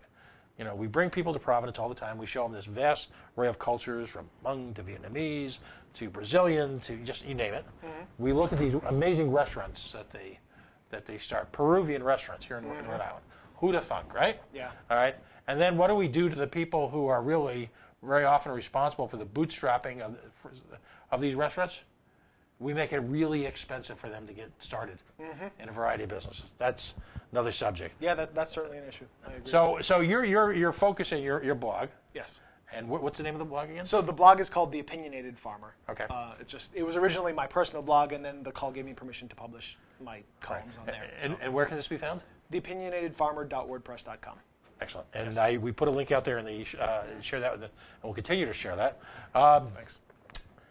But that, we spent a lot of time on that because that really influences your entire worldview in terms of the environment. So how else are you involved in environmental issues in this state, and what are you working on right now? Yeah, so I'm a member of Climate Action Rhode Island. I'm the politics chair of that group, and we're kind of a more activist group, calling for, a serious response to like the UN climate report that we saw a couple of months ago, and just kind of what we've known about climate change and its progression. We need to do things about that now. We need systems-wide changes. And so our group is sort of, we're still finding ourselves in terms of exactly how we're going to be pushing these things. But I mean, our group is really trying to push our legislators and those who have power in our state to make changes. Right. I'm the liaison to the Environmental Council of Rhode Island one of the liaisons from Climate Action. I feel like I'm going to forget. And we saw when I last saw you folks, I believe you were involved in the quiet protest at Waterfire, the national. We were, yes. Right. Yes. I caught that all on film. That was pretty. I was very excited that you were there. It was a lot of fun. It was fascinating, some of the interplay mm-hmm. between the organizers. Greenmill, and National Grid, mm-hmm. Because you weren't the only protesters there. There were labor protesters there as well, about unfair labor practices. But that's really how you folks work. It's really a quiet, dignified approach to, and for all the folks on the right wing who get aggravated about, these environmentalists are tearing up. You take a very informed, focused approach on issues, don't you? Mm-hmm. And that was something that really struck me. You said that night, and that really struck a lot of us. That because there's this space for us to find if not necessarily agreement on the politics, agreement on sort of how we're approaching this issue, and like the fact that it is a very science-based issue, a very rational-based issue, and I think I mean, in reality, climate change exists. It's our fault. We know how to fix it. We have the technology to fix it. We just sort of need to make some changes in the way our system operates, and what large companies are and aren't allowed to do, and we can solve it in time. So now, is your focus primarily on what's happening in Rhode Island and what you can control or change in Rhode Island? I would say so, if nothing else, because can I swear on the show? I can swear on the show, right? Yeah, absolutely. Because of the shitstorm in the federal government, right now, I think like not targeting anybody in specific, but I mean it's very hard for things to get done on the federal level. So it does seem to be the most logical. That's why a lot of us want to eliminate the federal level. That's another conversation. But you see the value now, whether it be, if nothing else comes out tonight, you see the value of our approach that all issues should be local. Yeah, there is certainly value, and especially something like pushing for environmental legislation, because each state has sort of there's the overarching issue that we need to reduce carbon dioxide output, right, and very drastically and very quickly. But different states have different, their economies are driven by different things. There's different fossil fuels used in their energy production. They use different amounts of energy for different things, and so like leaving it sort of up to the states to figure out how to go forward with that, with these sort of general targets in mind. I think that's probably the best way, at least for right now. And what are the flashpoints in Rhode Island that we can address here? What, in terms of issues, what can we do in Rhode Island to reduce carbon emission? So we can pass things like we might end up starting to have disagreements about specific policy. No, I'm here. Carbon pricing is one of the things. I'm here for you to when you come on. And I say this to everyone. I'm not here to debate. I'm here to showcase. Okay. Your perspective. That's all right. I'll tease you about a couple things, but I'm really here now. I'm not that interesting. People hear me all the time. All right. I want you to showcase your issues, and then let other people debate it and challenge it, and work it out, amongst everybody. Yeah. I mean, so a couple of the big things are one, stopping new fossil fuel infrastructure from being built. I mean, there's all sorts of environmental justice issues, especially like the LNG facility that's probably going to be built off the Port of Providence, unless miraculously we can stop the federal government from giving its approval, and the Burrillville power plant. Those are environmental justice issues and also climate issues. So stopping that new infrastructure, which in reality we shouldn't be building any new fossil fuel infrastructure. We should be building renewable energy infrastructure. Now, let me challenge that for 1 second, because there is now conflict amongst, and there are certain right-wing organizations that take great delight in the conflict that's occurring between clear-cutting solar fields and folks desire to control that. When people throw up those kind of objections to you, how do you respond? No, there's left-wing environmentalists who will also disagree that we should clear-cut forests to put solar panels. And I mean, I think you can rationally fall on either side of that issue, even as a left-wing person, because it's the question of you look at the state of Rhode Island. There's so much developed area and so much unused roof space that in reality, if we sort of went at it the right way, we probably wouldn't need to clear cut any forests, and so maybe we should think twice about it. I'm kind of a centrist on that particular issue, because the issue of solving climate change as quickly as possible is really important to me. It should be important to everybody. And so, maybe that outweighs some of the negative immediate effects of clear-cutting forests. I don't really know. I mean, I might get a lot of flack for that. I don't think I've ever publicized my opinion. But, I think so. And I think those are questions we need to ask. But it's certainly... Well, because the other challenge of being a local activist is it's easy on a national level, regardless of what political stripe you are, to pontificate. It's easy to promote these broad-based solutions.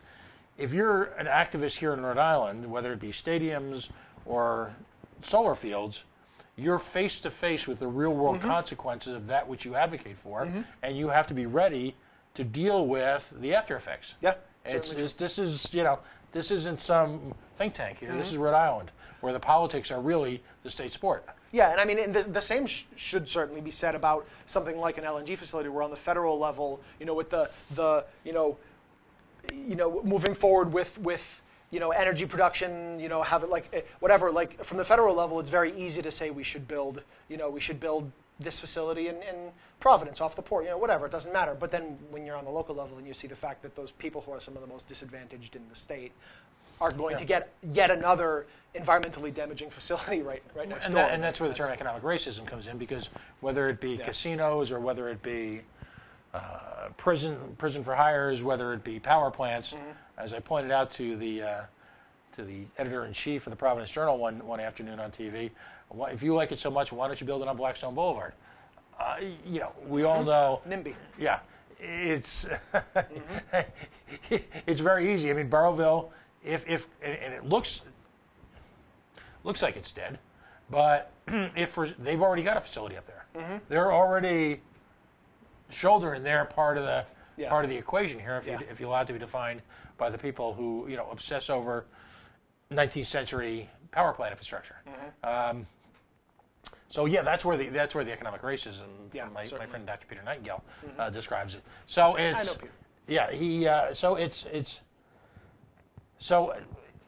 where's the balance in? How and this, there's no answer to this. This is the ultimate rhetorical question. Where is the balance between maintaining living standards for people now? Because I'm sure more than once people have accused you of wanting to environmentalize us back into the Stone Age. You want to shut down the economy. You don't believe in growth. You don't believe in jobs. How do you respond to that? Well, so look, I mean, and especially like right now, we can look at this movement for a Green New Deal, whether it's done on the federal level or state by state. Go into some detail on that. Yeah. So that's not something that I'll claim to know too much about, like the specific implementations. But the idea more generally is that there are many ways that we can foster a climate-friendly economy while creating job growth and economic growth. And I mean, there's like investments in renewables, and more generally having coalitions built of environmental justice communities and unions and mainstream environmentalists and businesses, and having a coalition built where we figure out how we can create more green jobs and create more green infrastructure in such a way that doesn't, that it's not an economically or racially or socially unjust thing, and I think that's really where the movement's going. Something like more generally a Green New Deal, and I mean, so like investing in renewable energy and creating renewable job growth is something that's been talked about for a long time, and I mean that in itself may be enough, especially in Rhode Island, to sort of prevent any sort of economic effects of stopping new fossil fuel infrastructure or carbon pricing or any of the other effective solutions for solving climate change. Right. Now, the governor, politicians, right after they talk about good, well-paying jobs, love those words, good, well-paying jobs, right after that, they usually invoke, green jobs, and then that's usually where it kind of dies. On one hand, the governor has to great Sturm and Drang publish these great standards goals that we want to meet. Has there been enough in terms of providing a roadmap to achieving those goals? In Rhode Island or Rhode Island? So no, there hasn't been. At least not from the political forces that exist right now. We certainly. I mean, we have a government that's Democratic in name, and the Democratic Party, claims to care about the environment. When in fact, even something as simple as a basic carbon pricing bill has been dead in the water all 4 or 5 years that it's been proposed. So explain the carbon pricing. So going a little further out, when a private company destroys something that's commonly owned, like the environment or the atmosphere or the ocean or anything like that, they shouldn't be allowed to just do that with no repercussions, right? Like that's something that. Yeah, I mean, you can argue that there's a form of subsidization by society for what is alleged to be a free market product, if in fact they aren't responsible for the damage they've done. Absolutely. And so what carbon pricing does is, in its purest form, it internalizes the negative externality of burning fossil fuels. So burning fossil fuels results in accelerated climate change, which results in all sorts of current and future environmental damage, right? And therefore human health problems and a long time down the road, reductions in human population and welfare and everything. And so what carbon pricing does is it basically says that it is it's putting a price on the carbon dioxide that they're choosing to output into the atmosphere. And the way that actually the Energize Rhode Island Act, which is what the carbon pricing bill that's been proposed a couple of years in Rhode Island, what it does is the money collected from that some of it gets reinvested into efficiency and jobs growth and things like that, and then other of it gets given back as rebates to the people whose energy prices are going to go up and who are going to be affected the most by this bill. And in reality, prices are not going to go up that much because the carbon price is not very high, but it is enough to incentivize shifts towards renewable energies, which wouldn't require paying this carbon pricing. So I feel like maybe I may have touched on stuff that we might not agree on, but no, I'm here to listen. Okay. Ultimately, the free market solution is in the environmental issues are one of the biggest challenges to free market solutions.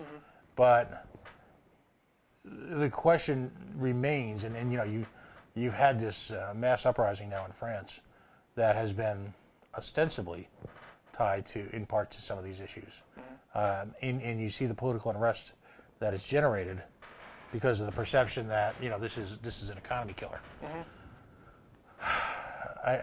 Has anyone done studies yet as to what the economic impact of this would be? Yeah. So the Energize Coalition did. I believe there was a bill passed prior, and I'm like the rest of the people on the coalition may see this and get mad at me for not knowing this for sure, but I think there was a bill passed prior to the actual Energize bill being introduced, and there were basically studies commissioned, economic studies, to determine the effect that this would have on individuals, certain classes of individuals, and then on the economy as a whole. And the bill was designed in order to prevent those negative effects from manifesting.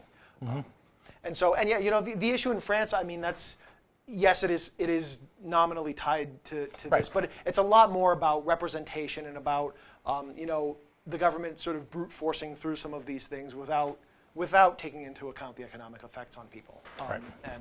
I certainly think that if nothing else, people should always be that engaged and always be paying that much attention, even if it's climate change is an issue that I think we need to solve very quickly. It's still people still need to be paying attention to what their government's doing, and if they disagree with solutions, they need to rise up about it. Right. So now in this case, in Rhode Island, you're talking about essentially a carbon tax. The challenge for someone like me is just on its primary level, the incredible amount of infrastructure you'll need, or bureaucracy is probably a better word, in order to determine all of this. It just seems like such an intangible. How do you on a physical level assess all this? Yeah, the Energize Coalition hasn't crafted, as far as I know, the bill for the new year. So to be honest, I think this would probably be something we should discuss in more detail another time, only because I'm still kind of new to following that particular issue, and I don't want to misspeak. I don't want to, No, that's fine. That's fine. So coming up, and we've only got a few minutes, but we're going to carry this. We're going to continue this conversation over the coming weeks. Coming up, we're at the literally days away, if you will, from the next legislative session. Who is this bill was presented last year, the first time? Energize? Yeah. No, the Energize bill. The Energize bill? No, I think it was three years ago. Okay, when they fell in the coalition. Yeah. Was it presented last year? Yep. And what end did it meet? It died in committee. Just outright. Yeah. Definitely in the House side. Yeah. Yeah. I So feel like that should bring us to the topic that I really want to discuss. Go ahead. Yeah. So so the Energize bill, like many other environmental and other pieces of legislation that are good pieces of legislation, can't pass in Rhode Island with the leadership as it exists right now. It's very difficult to really, for anybody trying to do anything at all that deviates too much from the system that exists, to do anything because of, especially on the House side, because of the House rules and how they give one person so much power to pick and choose what that person wants passed. That was the topic of the column that I wrote last week that we sort of started talking about, and it was the fact that urban farmers, environmentalists, people who are interested in agriculture, but obviously much more generally, and a lot of other things I care about, should be paying attention to this and should be really up in arms about this fact because. I'll just talk freely now. Cool. Okay. So, I mean, you know, the House of Representatives in Rhode Island, you know, the one person, the Speaker of the House, is able to, you know, appoint and remove committee members at will, and specifically committee chairs. The Speaker is able to choose the order bills are heard at the end of session and cut off session when he wants, and therefore stop bills that he doesn't want to be heard from being heard. You know, there's all sorts of other big and small ways in which the Speaker is able to stop representatives from really, you know, pursuing anything that he doesn't want them to pursue and to force them to do the things that he wants. And really what that means is he stops the representatives from actually representing the districts that they were elected to represent, which is a huge problem. Now, you and Alicia discussed this a lot before, and so now there's this reform caucus, and there's this call for reforms to these House rules, very simple changes to the rules that would make it so that the Speaker is not much more powerful than any other representative. You know, the Speaker would still have the power to sort of oversee how things work, which is what that position's intended to do. You know, oversee, make sure people know how to legislate. You know, kind of generally pick orders of things to make. You know, but really, we need these rules reforms because for anybody who's not, you know, the Speaker's inner circle, they're pretty much dead in the water when they start as a representative. They can't really pass any legislation, and you know, they have to like buy favors and things like that, and that's not how any of this is supposed to work. Right, and with the Speaker then is able to wield that power to gain economically in terms of his campaign financing, and as a result then is able to dole out campaign finance donations and or legislative grants in order to reinforce the chain of command, if you will. Absolutely. You know, loyalty becomes absolute. Yes. It's carrot and stick at its very worst. And which is why the Speaker can so easily continue to be elected by the rest of the representatives as Speaker, because unless they're sure that he will not be appointed again or elected again, by voting against him, they put themselves into Siberia. They make it so they're one of the people who can't get anything passed. Right. When really they can only get very little passed anyway. It's sort of like a prisoner's dilemma, to be honest. Right. You know. And the issue here then too is then how do they have to go back to their constituency, and their constituency is saying, you know, what are you bringing home to us? In neither case, whether they've voted against the Speaker but he still gets appointed, or whether they vote with him, in neither case do they really bring much home, and that's a big problem. That's why you saw this huge concentration of legislative grants amongst people like Mattiello, Abney, and those. You know, you've got the plum jobs, and obviously House Finance is, you know, the golden ticket. Yep. And you've got the speakership itself, and then you know, majority minority whips. I mean, you know, you've got again this government operating at cross purposes, government not even remotely connected to. And that's why, again, you take it to the next level. If you're of a certain district in Cranston and your boy's bringing home the goods, why? It's amazing to me that those elections have been as close as they have. That should tell you something about him and honestly about the intelligence of the people in that district overall, that it seems like they largely recognize that this is a problem. Right. I mean, the fact that he 2 years ago, he lost by 80 votes or something like that. Right, yeah. And this time he lost by a little bit more than that. A very little bit more. Yeah.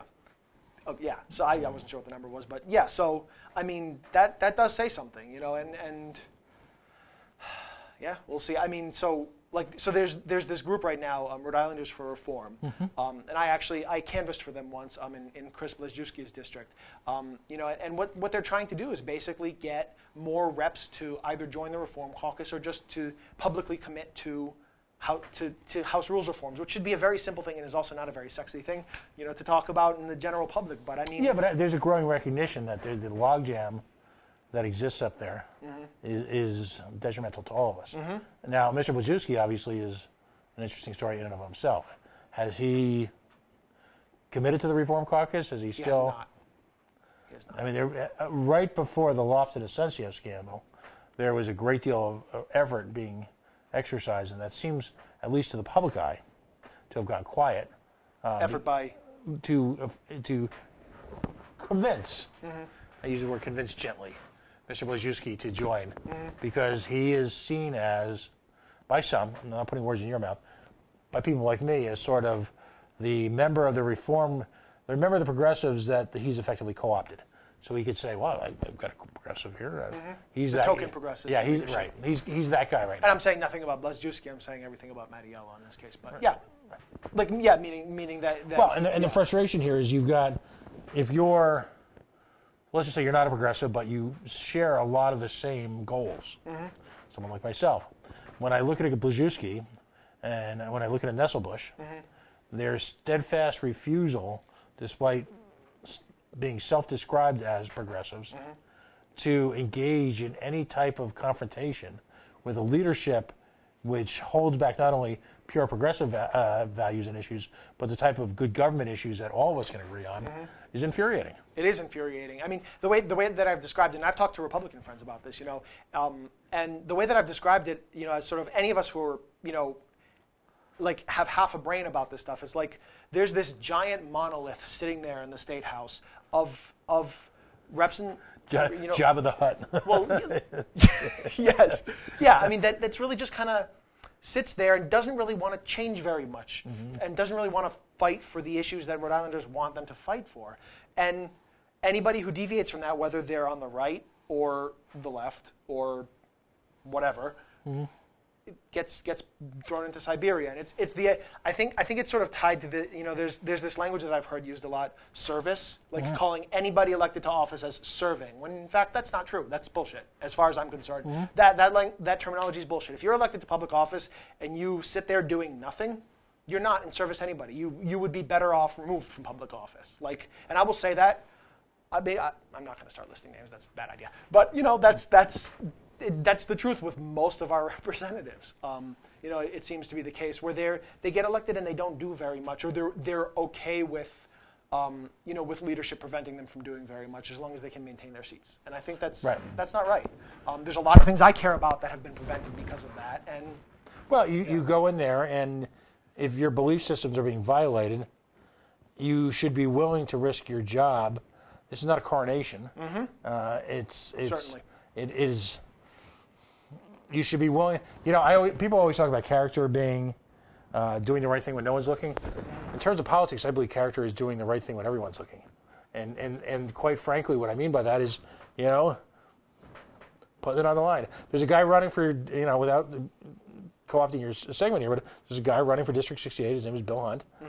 He's running as a libertarian, and he's quite convinced, and I'm convinced he's capable of it, that he's going to do the right thing. And regardless of a lot of the political consequences that would make normal people, shudder. He wasn't. If the people elect him, again, it seems we're almost talking Mr. Smith goes to Washington kind of stuff here. Again, I'll mention names. I'm going to put you on the spot, but I look at this guy Knight out in East Bay. He voted for the opioid murder bill. Are you effing kidding me? Really? And yet you, again, self-describe as a conservative. And I'll say the same thing about certain Republicans. I mean, obviously, I believe in a right to bear arms, and you've got people tiptoeing around the issue. These are third rail issues, but, at this point in time in Rhode Island's future, and I guess we're going to have to carry on the conversation again in a couple of weeks, but, at this point in time in Rhode Island's future, point we're at, it's not time for the meek.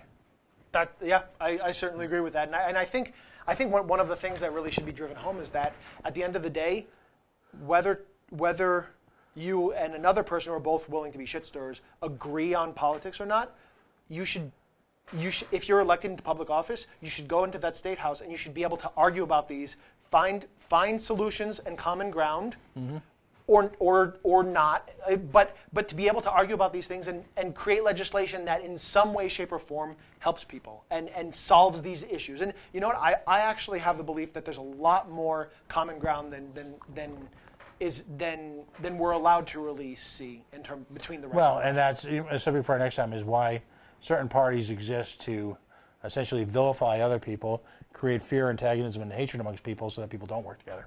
Like the Centrist Democratic Party in Rhode Island. Yeah, that's the ticket. Right. So I mean, there's one thing I want to say if we're closing up.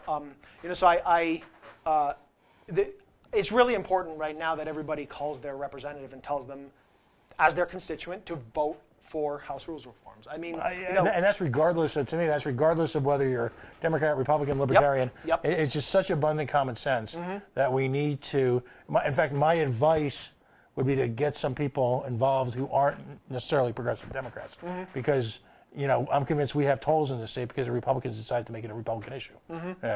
We need to look beyond party labels and say this is fundamental common sense. Yeah, this is decency. The Republicans did actually vote against Mattiello in large last time, right? And so, I mean, like, I think there is sort of the growing pains of now, like the progressives and Republicans not wanting to work together. But I mean, like Alicia said before, the Reform Caucus is not all progressives, and I mean, in reality, everybody, like most of the representatives, even the ones part of that centrist caucus, who are in fact further right or further left than that centrist thing, they would all benefit from a state house where we could legislate and talk and discuss issues and bring things back to our districts more than we are right now, right? No, you have to stop fearing for your job. Yeah. If this is an issue, listen, as issues go, if this is one you go down with a ship on, then you know what? Yeah, you should. You're a hero. Yep. And yeah, so the Rhode Island for Reform, actually, they have a website, and I saw somebody posted this on Facebook. So it's RI4FR reform.org, and there's a lot of information on there. They did publish a video on there, kind of explaining how this whole thing works and why the speaker has so much power. And there's like, it really walks you through what you can do to contact your own rep, tell them to vote for rules reforms, and even maybe against the speaker, if that's your thing.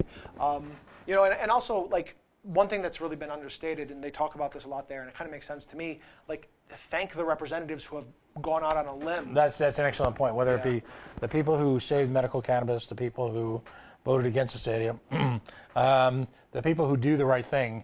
They need positive reinforcement. They need to know that, because they're human beings, they need to know that we've got their back, and understand that we're going to vote for them because of that, or we're going to support them because of that, or it's not a sin to make a small campaign contribution to someone who isn't your state rep, but who stood up and did the right thing. Absolutely. Because it was the right thing to do.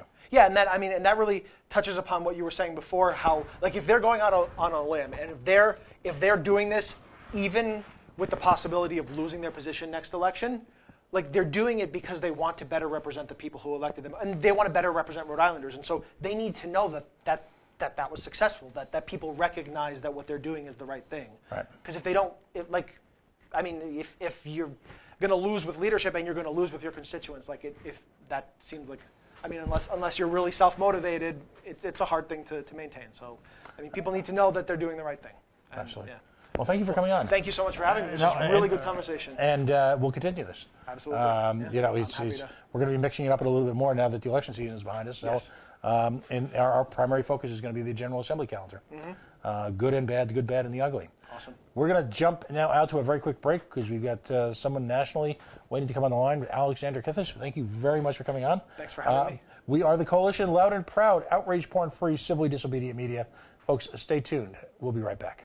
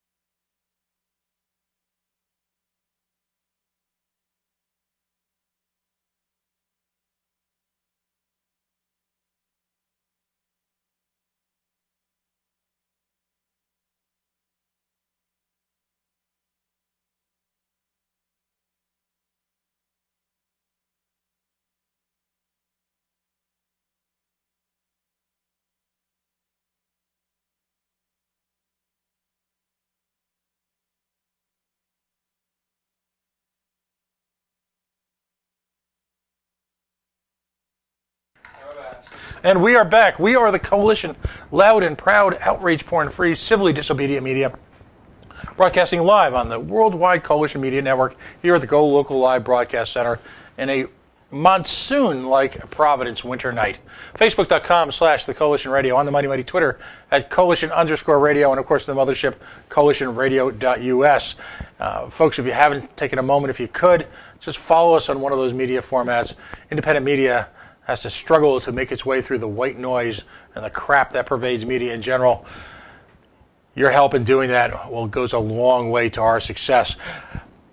In the last few weeks, we've been focusing in the 8 o'clock hour on our show on people that I like to say are libertarian fabulous. Ultimately, someone who meant a lot to our movement and passed in a very untimely way a few years ago would describe people as being that libertarian. Libertarian fabulous is sort of my attempt to co-opt that. But ultimately, it describes people who are not only committed to a cause, but they're immersed to a cause. It's in their veins, it's in their DNA, it's in their bloodstream. They sacrifice nearly everything to work this cause. They are young, they are old, they are middle-aged. There are people who have been fighting for the libertarian movement since the 1970s. Back when it was seen as something sort of a bizarre cult-like anomaly. These are the people who struggled at town fairs and parades, and they were pointed at and made sport of because the notion in the 1960s or 1970s that we could operate in a world without government, that we could believe in self-ownership, that we could represent the rights of the ultimate minority, that of the individual, that we could respect other people's lifestyles merely for the simple fact that those people chose to engage in them in a non-confrontational way, was something completely foreign. And if we've moved forward, I believe this is the 47th year we're entering in the libertarian movement. Guess what? To our frustration, a lot of those concepts are equally foreign to people. But there's a current generation of libertarians who have taken activism to a new level. The Ruff Phillips campaign, 2020, I believe epitomizes that. Because and this is my perspective as someone who's something of an outsider, but becoming involved in the organization, they're not apologists. There are individuals willing to travel this country to develop a clear, cogent libertarian message to an electorate that is starved, quite frankly, for answers, that's starved for a country where people respected the rights of the individual. It's my contention, as I've mentioned over the last few weeks, that as libertarians, we just need to accept the fact that we're libertarians, admit the fact that we're libertarians, be proud of the fact that we're libertarians, and understand that we've got a story to tell people, we've got a message to deliver the country. And while as a party we focus heavily now on our down-ballot candidates in localities, we understand that the presidential election, as the third largest party in America, as a party that should be again on the ballots of all 50 states, is a unique opportunity to deliver that message to a nation that's starved for ideas. And that's why I've chosen to bring, in any way possible in the coming weeks and months, the message of Ruff Phillips 2020. Joining me for the first time, someone I haven't had an opportunity to meet, is actually the national campaign manager of Ruff Phillips 2020. It's a campaign that's very, very young, really just getting off of, if you will, to a start.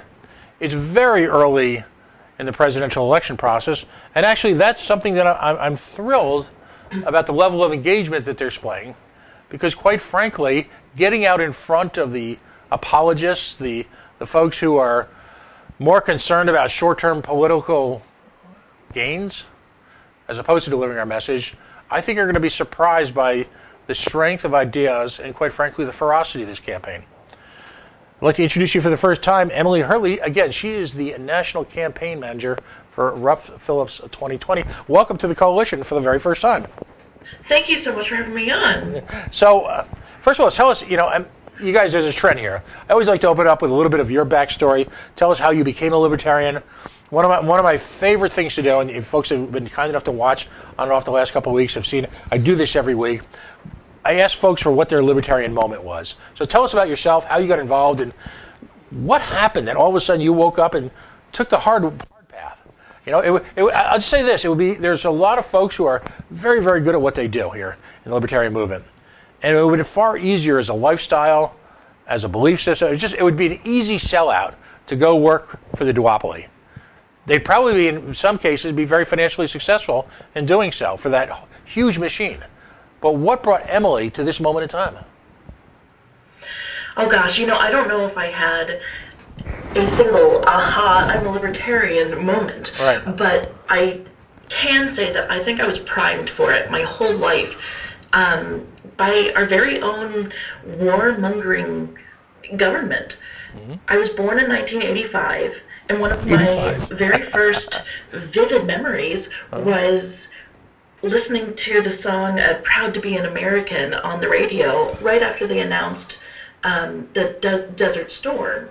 And that was a heavy concept for me at that age. I was 4 or 5. And to think that they're sending people across the sea and people are going to die. I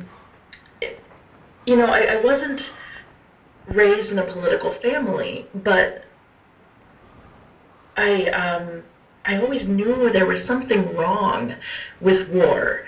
And that was really my driving motivation because, I was 15 and watched the second tower be taken down, and the furor that swept over the country, rightfully so, and sometimes not rightfully so.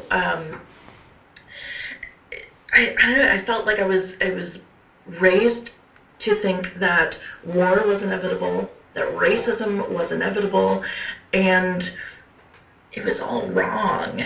So eventually I found my way to the Libertarian Party, and I decided that I just had to do something. I had to speak up. So there wasn't any single aha moment. It was just, hey, I'm anti-war. These guys are anti-war. And the more I found, the more people I found in the movement, the more I fell in love. And this is absolutely my tribe. And how could I not be involved if just to support these people? Right.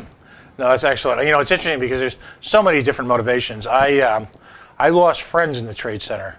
I worked in the World Trade Center on and off for in excess of 10 years. And the company that I was a contractor to lost 300 people that day. And I was in Midtown Manhattan in the early 90s, the first time it was hit, and was on the receiving end, because I worked in IT at the time, of a significant number of people escaping from the center who, believe it or not, had to go right back to work to get their business continuity plan in place. So I'm a native of the New York metropolitan area. I grew up probably 10 miles from that. And like a lot of folks, immediately post 9/11, I went into this sort of xenophobic rage, for lack of a better term. I'm not going to say I was that guy driving around with a Dodge pickup truck with an American flag out the back, yelling at, profanities at folks who might not even be from, might look like they're from the Middle East. But then, as the rage subsided, the question came up: why and how? How did we get here? And it's sad that we constantly have to debate people or react to people and quote unquote prove our patriotism, because we don't believe in supporting an overt war machine. It's actually tragic that somehow, because we're not for the death penalty, we're weak on crime, and because we're not for droning the liberty into people, we're not, patriotic. It's ludicrous. I mean, the way I've heard it best described, and let me see if I can not butcher this, but ultimately, we believe the ultimate sign of respect for our American soldiers and veterans is not placing them in unreasonable wars, not placing their lives and families at stake by supporting police actions that were economically motivated, to actually respect their integrity and their presence as a force set to defend the United States against war. And so that's probably, going to be one of the biggest challenges, that and borders, that you're going to have with candidates in explaining to people. Because I get the very real sense, and let's get into the campaign a little bit, that you're not going to apologize for anything. You're going to educate, you're going to explain, you're not going to look for fights. At the same time, you're going to, not shrink away from the reason why we're libertarian. Is that a fair statement? Oh, absolutely. And, along that line, principles are the bedrock. They are the concepts that you logic down to, and you can't go past them. There's nothing to apologize for. It is what it is. There's no skew on principles. So, no, of course, we aren't going to brook fights because that gains no favors. But how can you argue with a rock is a rock? So that's we absolutely will unapologetically just decry the apologists and celebrate the principles upon which we pretty much all agree in the libertarian movement. Right. How important is it at this moment in history that we as libertarians just simply, and that's obviously that cuts a wide swath amongst different forms of libertarianism, different groups, different caucuses. We are the ultimate cats to be herded in one sense. But given the history of the nation, and given the history of the party, and all that's transpired in the last 20 years or so, how critical is it that we be truly libertarian for this election? Now is the time. End of story. It's beyond critical. It was critical 4 years ago. It was critical before I was born. With every soldier that is dying abroad, or every civilian that's being murdered, and with every veteran who's taking his own life, it becomes even more critical. If we don't find a way to make our voices heard nationally, I think we're going to lose a lot in this upcoming election. Right. What's more important to you in the larger sense? The ability to deliver a message and an issue, or to essentially rent voters who ultimately, because they're never during this period of time educated as to what our movement stands for, and they're dealt with only generalities. What's more important to you? To gain an understanding in the American electorate of what we stand for, or to simply rent short-term solutions? I don't think it has to be one or the other. In fact, educating and getting our message out will bring in voters. I think it will inspire people that have hitherto felt homeless politically or apathetic because they feel absolutely powerless. I think educating the public will reinvigorate, or shall I use our slogan, reignite liberty.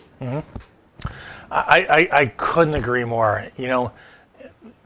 We've found here in Rhode Island, and we're the bluest state in the nation, arguably, us in Vermont, in this tiny little backwater, we simply explain what we stand for, and you get the head nods, that sort of dawn of recognition, the understanding of what we actually stand for, and that we're not some tired cliche promoted by the duopoly, by Democrats and Republicans, who seek to marginalize us because they're so desperately afraid of us. If you're a Liberty Republican, if you're invested heavily in the Liberty Republican movement, and someone comes along and actually preaches liberty, it's not a good moment when you're standing in support, whether it be tacit or otherwise, of an administration that's blown up the budget deficit, increased the number of wars, despite what minor moves they made this past week, who clearly has no fundamental understanding of civil liberties. There's really an issue to speak to for everyone in our movement. What issues besides, say, for example, the national defense and the war hawks also speaks to you? End of story. It's protecting the individual's right to seek out their own preferred quality of life. And that means something different to every person. But basically, that means ensuring that everyone has the right to life, liberty, and the pursuit of happiness. How can you get any more clear cut than that? Right. But to that end, I've already mentioned the anti-war, and honestly, what really drew me to the libertarian movement was the whole taxation is theft notion. I'm vehemently against taxes, but very pro public services, voluntarism as it is. So it's all about individual freedom. Excellent. If you're just joining us, Emily Hurley, she is the national chairwoman, if you will, chairperson of the Ruff Phillips Campaign 2020. They are really the first to emerge from, if you will, the libertarian landscape with a clear, defined message as to what they stand for, and also a laser-like focus on pursuing the presidency. There are a number of organizations out there that are kind of tiptoeing around the edges of it and dipping their toes in. There's a lot of courage at stake here. I mean, you display a tremendous amount of courage by getting right out in front of the movement this early on, don't you? I'm sorry, was there a question in there? Yeah, I mean, in other words, no worries. I mean, it takes a lot of courage, really, just to get out in front of the movement like this. I mean, you guys, at this point, in watching what's going on, you're light years beyond, really, just about any other political campaign in the libertarian stratosphere, if you will. There is no hesitation here. It's a serious campaign that's being structured. You folks are ready to move. Yeah.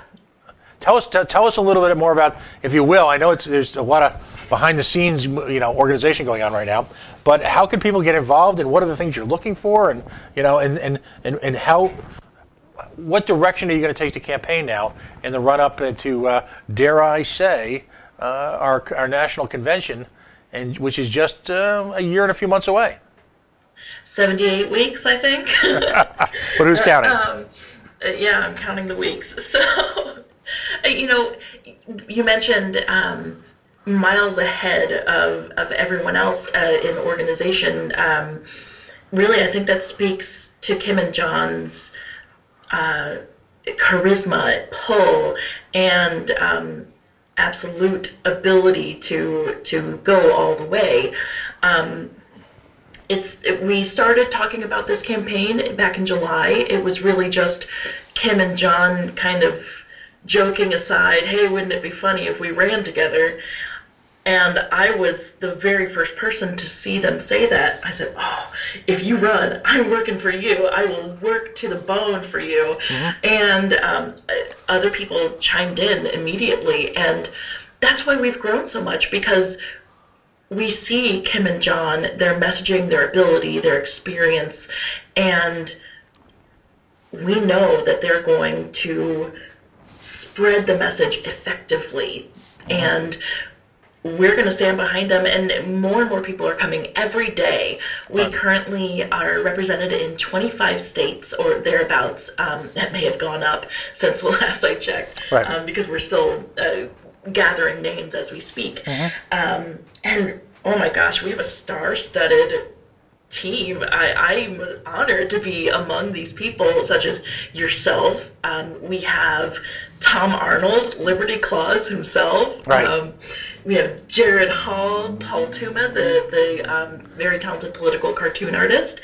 Oh gosh, and I'm going to forget names, so I'll just stop right there. But we have a lot of people who are very well respected. And while we're still doing some background work behind the scenes to make sure that we run a very effective campaign, one that supports its volunteers and respects their the man hours that they're going to put in.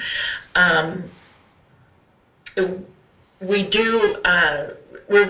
going to be off to the races very soon, and if you want to get involved, you can reach out to us through our Facebook page. That's the main site that is up and running right now. Very soon we're going to have our official website up and running.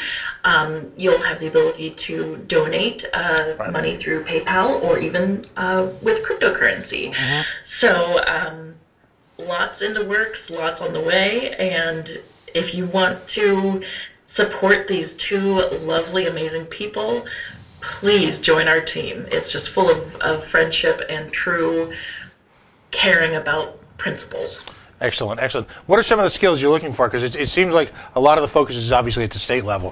What are some of the skills you need, and how can people get involved in terms of different projects or committees? I think you'll get along with our team if you understand diplomacy. We don't always need to run into a room guns a-blazing and say, my way or the highway, assholes, get out, as so many people love to do in our movement. If you can listen to what's going on around you and with a critical eye ask questions of both yourself and of what you're observing, you're going to be a good fit too. Each of us talk every day. Many of us haven't even met in person, but we talk as though we're lifelong friends, because we all care about growing the movement and sticking to our guns with our principles. Right. Just, not rudely. Right. No. Keeping it positive. No, absolutely. And that's what's been so impressive, because this, to me, the opportunity here is so vast. There's a year or so before the convention. For all the people, and I'll make this my crop. I'm not going to put this in your lap. The call to action I want to make this week is for all the keyboard warriors. And I could be a keyboard warrior with the best of them. I can be, at one point I was mentioned for the Troll Olympics. I think it was in 2012. I qualified, okay? I mean, just like everybody else, right? But for all the people who have sat through all the caucuses, all the whether it be, the New Libertarian USA unofficial, Libertarian USA unofficial, the great people over at Mises, the wonderful people at Radical, the fine people at Outright. All of these people now have an opportunity to challenge their energies, get away, and as I say, step away from the keyboard. All right, step away. All right, and kind of gently. Maybe we could have intervention teams around the nation, kind of pull that keyboard away from them and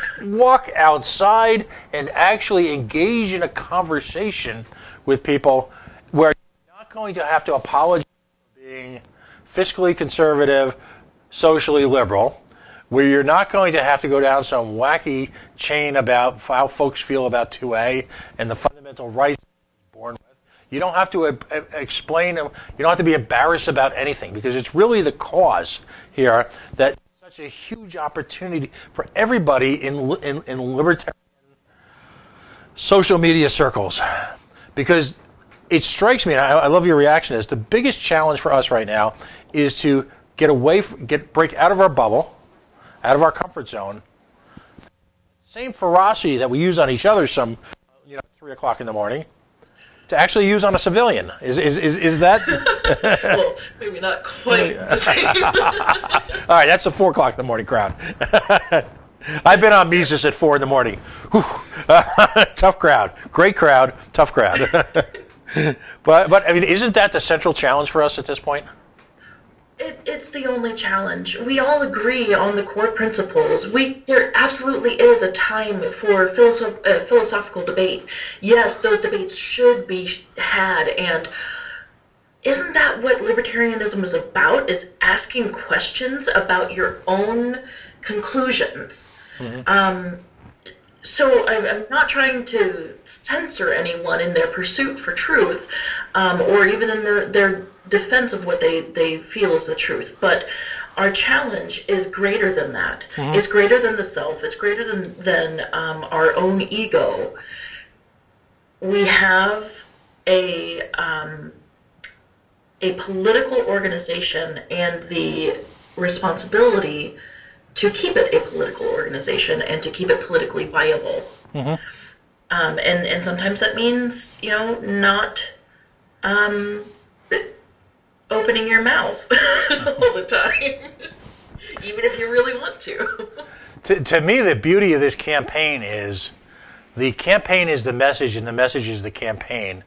And you've got two wonderful people at the front of the campaign who have the talent and the skill set to not only challenge people's conventional beliefs about the campaign itself, but also to get away from the media's obsession with handicapping the election and the results and whether or not a third party can win and blah, blah, blah, blah, blah, blah, blah, and refocusing them constantly on the issues. Because that's what we're all about.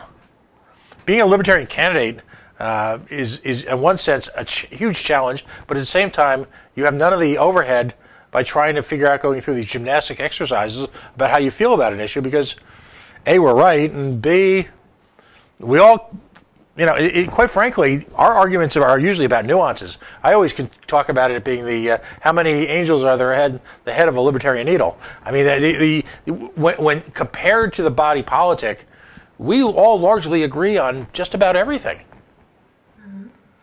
Well, and I have to say, I've always been a fan of the David and Goliath story. Mm-hmm. I know I speak for Kim and John when I say we are absolutely in it to win it, and the issues are what makes us different. Right. And I'm planning for the long term. I'm thinking all the way out to 98 weeks, which is when the election is going to happen. Mm-hmm. And we're going to be there, in my humble opinion.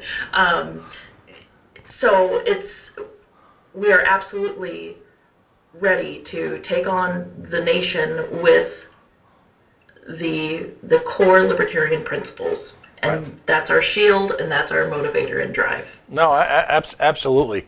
The current administration is such a vacuum of ideas. I'm convinced that not only is the libertarian universe primed for candidacies like this, the nation, as they say in the song, turns its lonely eyes to you. They so many people have been disabused of so many of their cherished beliefs. You'll always have folks who will hold on to them like a death grip. But,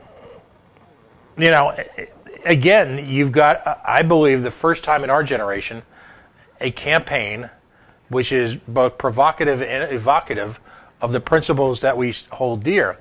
And to the organizational point, I just want to stress to people, if anyone who sat there waiting for a phone call in the last two elections, I'm going to say this, I'm not going to put the words in your mouth, who sat there waiting for a phone call for weeks back from the last two candidacies, who went to great lengths to provide opportunities on the ground for the last handful of candidacies, and never had that phone call returned, never had any real common courtesy extended to them, who toiled tirelessly in the background for organizations that really weren't that concerned about the impact of the candidacies on local down-ballot elections, or, quite frankly, on some of the people who were the quiet warriors of this party. That isn't going to happen this time. There's no gatekeepers. There's nobody. There's an organization in place already, but it clearly exists to funnel information up and down the ladder. This is not some top-down autocracy, nor is it a kind of a banana dictatorship organized by a handful of people to profit. Did I just say that? Yes, I did. Ouch. I just don't see any of that here. What I see is a genuine camaraderie amongst an incredibly wide group of people who probably 2 months ago were at each other's heels over some perceived, it's not happened. We need to reach out to each other at this point in time and just embrace this candidacy, because it's literally everything that's good about the movement. I'm a middle-aged, bitter Irish American political junkie. You don't come more cynical than that. I don't get excited about much. You know, I've just seen too much. I've seen too much failure. I've seen, you know, very often you can have the greatest candidates in the world, but you can have the right people, but if the chemistry doesn't exist, it goes nowhere. And you guys have chemistry. Thanks for recognizing it. I agree that they are taken off like shooting stars, and this you're absolutely right about the camaraderie. This, and you know, we're all volunteers. We aren't taking a dime, and you know, as campaign manager, it's a personal goal to make sure that every single person who wants to be a part of the campaign is at least acknowledged and given the tools that they need to help. You just hit on a key point. Empowering people at the base level, and it doesn't matter whether it's Rhode Island, Wyoming, or California, or New York. Empowering people at the most fundamental political level so that within their comfort zone, and maybe a little bit outside of it, they can push the message as a result of candidacies here. It's no longer about spheres of influence. You know, I've seen more positivity. I'm gonna say something else. This will get me in trouble. I've seen more positivity in the month or so that I've been following the campaign closely, if you will, than I have, quite frankly, at the national level of the party in the last 2 to 3 freaking years. I mean, I just see, and just, you know, and yet both the party and the candidacy have the same shared challenges. Resources, time, acceptance, media access, that's all of that. And no one even seems to be worried about it here. It's just, we're going to take all that stuff one step at a time. We're going to aggregate individual challenges and talents and push the message forward. We are a mighty, mighty group if we could just take that next step forward, aren't we? We are all so talented. You're absolutely correct. Yeah. So I know, again, some of the people, maybe if you can, you were touching on it a little bit before, and I know there's a number of people who are involved with the campaign, or, you know, the formal announcement process is, these are all ongoing pieces of the puzzle. But in terms of, I know that, for example, your National Volunteer Coordinator, that would be... Erin Pyle-Metters. Right, Erin Pyle-Metters.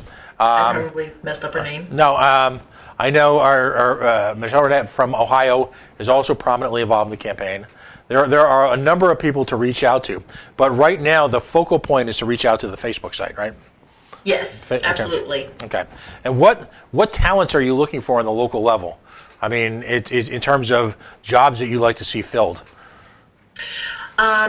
Creative types, people who, I'm being asked to vacate my room at the public library.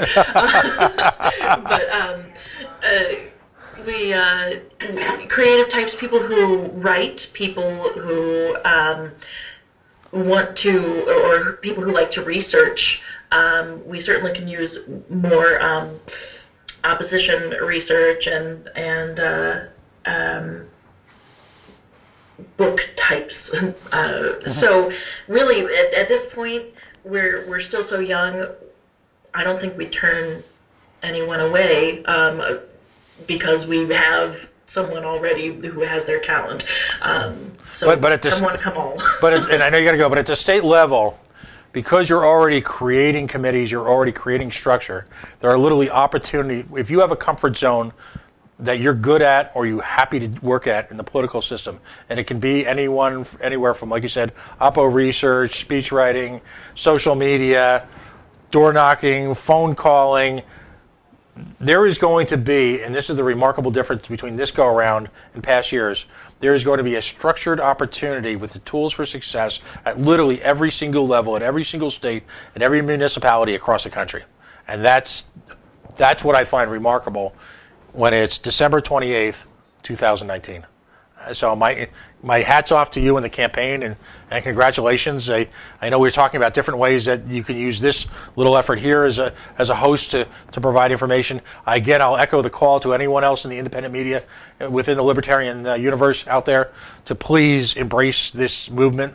Use everything that you've developed as a way to get us the kind of earned media that we all profit from. No egos. Check the egos at the door. There's plenty of opportunities for everybody to just echo and just, repeat and amplify the message. Fair statement? Absolutely. All right. No, you got to go. You're getting closed out here. Emily Hurley, she is the National Campaign Chairman for Ruff Phillips 2020. Again, just do a search on Facebook, Ruff Phillips 2020. They're the only ones out there, all right? And they are the bleeding leading edge of the presidential election for the Libertarian National candidacy already in the year 2018. God bless. And for anyone out there listening in Libertarian Planet, have a wonderful new year. Have some fun this weekend, and damn it, get to work. Fair enough? All right. Thank you very, very much. Emily Hurley. Thank you so much. All right, buddy. We'll be talking soon, I'm sure. Emily Hurley, she is the National Campaign Chairperson for Ruff Phillips 2020. She was kind enough to join us tonight on a Friday night and give us sort of the lowdown on the campaign. I know I wax effusive over this, so forgive me for that. And but at the same time, I'm excited. And everybody who is libertarian fabulous or who aspires to be, as all of us should be excited as well. We're going to take a very quick break right now. We are the Coalition, loud and proud, outrage porn-free, civilly disobedient media broadcasting live on the Worldwide Coalition Network here at the GoLocal Live Broadcast Center in a soggy, wet Providence, Rhode Island. If you're listening to this show for the first time, thank you, and thanks to the campaign for their willingness to spend time with us over the last few weeks. It's something we look to continue. If you could take a moment, like the Facebook page at facebook.com/The Coalition Radio, or follow us on Twitter, on the mighty, mighty Twitter at Coalition_Radio. We're going to take a quick break, and we'll be right back.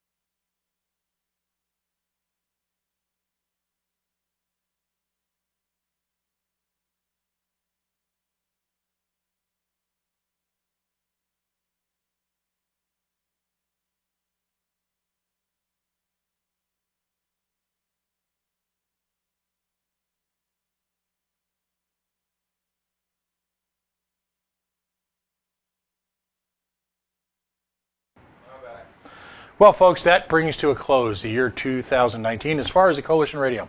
Again, for the people who have taken time to join us this year, we thank you from the bottom of our hearts. To the folks at here at GoLocal Prov, God bless. To Josh, to producer Joe, long-suffering Joe, provider of carbohydrates Joe, counselor Joe, to Kate Nagel, who is the epitome of the working journalist here. I like to say here at GoLocal that they answer questions we didn't even know we had to ask. To all the people who were willing to run for office and took some time to come in and share their beliefs, from the Joe Trillos of the world to, well, we've just met some folks on the Libertarian National level. For all of those folks who came in, Mike Stunner, everybody, thank you so much. We look to inform, we look to educate, and when I say educate, I look to learn from you and from our great guests. I believe, and I'm proud of the fact that we provide I believe, the best programming here in Rhode Island. We bring people from different backgrounds, persuasions, belief systems, all into one little room right here in the GoLocal Live Broadcast Center and 90 Way Boston Street. So we hope you've enjoyed the programming. I hope to see you next week. Committee for the Protection of Journalists, we're pursuing them on a handful of stories which I think will be provocative. We'll be watching closely with some of our new friends the upcoming legislative session. There's an election going on, District 68, Bill Hunt, Libertarian, as well as other candidates for whom we'll invite on. We'll see if they'll take the offer. Because that candidacy, that campaign, that election is important not just for the people running it, not just for the fine folks of Warren Bristol, but for the state at large. Because they'll be answering some questions in that election that are raised immediately after the end of the one in November. And I'm talking about ethics, I'm talking about fairness, I'm talking about competency. So as we enter the new year, I wish everyone the best. Please enjoy Providence and Rhode Island at large this weekend. Go to local restaurants, local taverns, local joints. You know, we've got arguably one of the best lifestyles in the nation, one of the best quality of lives in the nation, despite all our challenges. There's a tendency here to focus on the negative. We'll try to lighten it up in the coming year. So, as I like to say, we are the Coalition, loud and proud, outrage-porn-free, civilly disobedient media broadcasting live on the worldwide Coalition Media Network. Here at the GoLocal Live Broadcast Center, 90 Way Boston Street, in the heart of the city we so love, Providence, Rhode Island, the Naked City, the city of 1,000 stories. Facebook.com/The Coalition Radio, on the mighty Twitter at Coalition_radio, and the mothership, coalitionradio.us. Have a wonderful new year, and hopefully we'll see you next week. Thank you.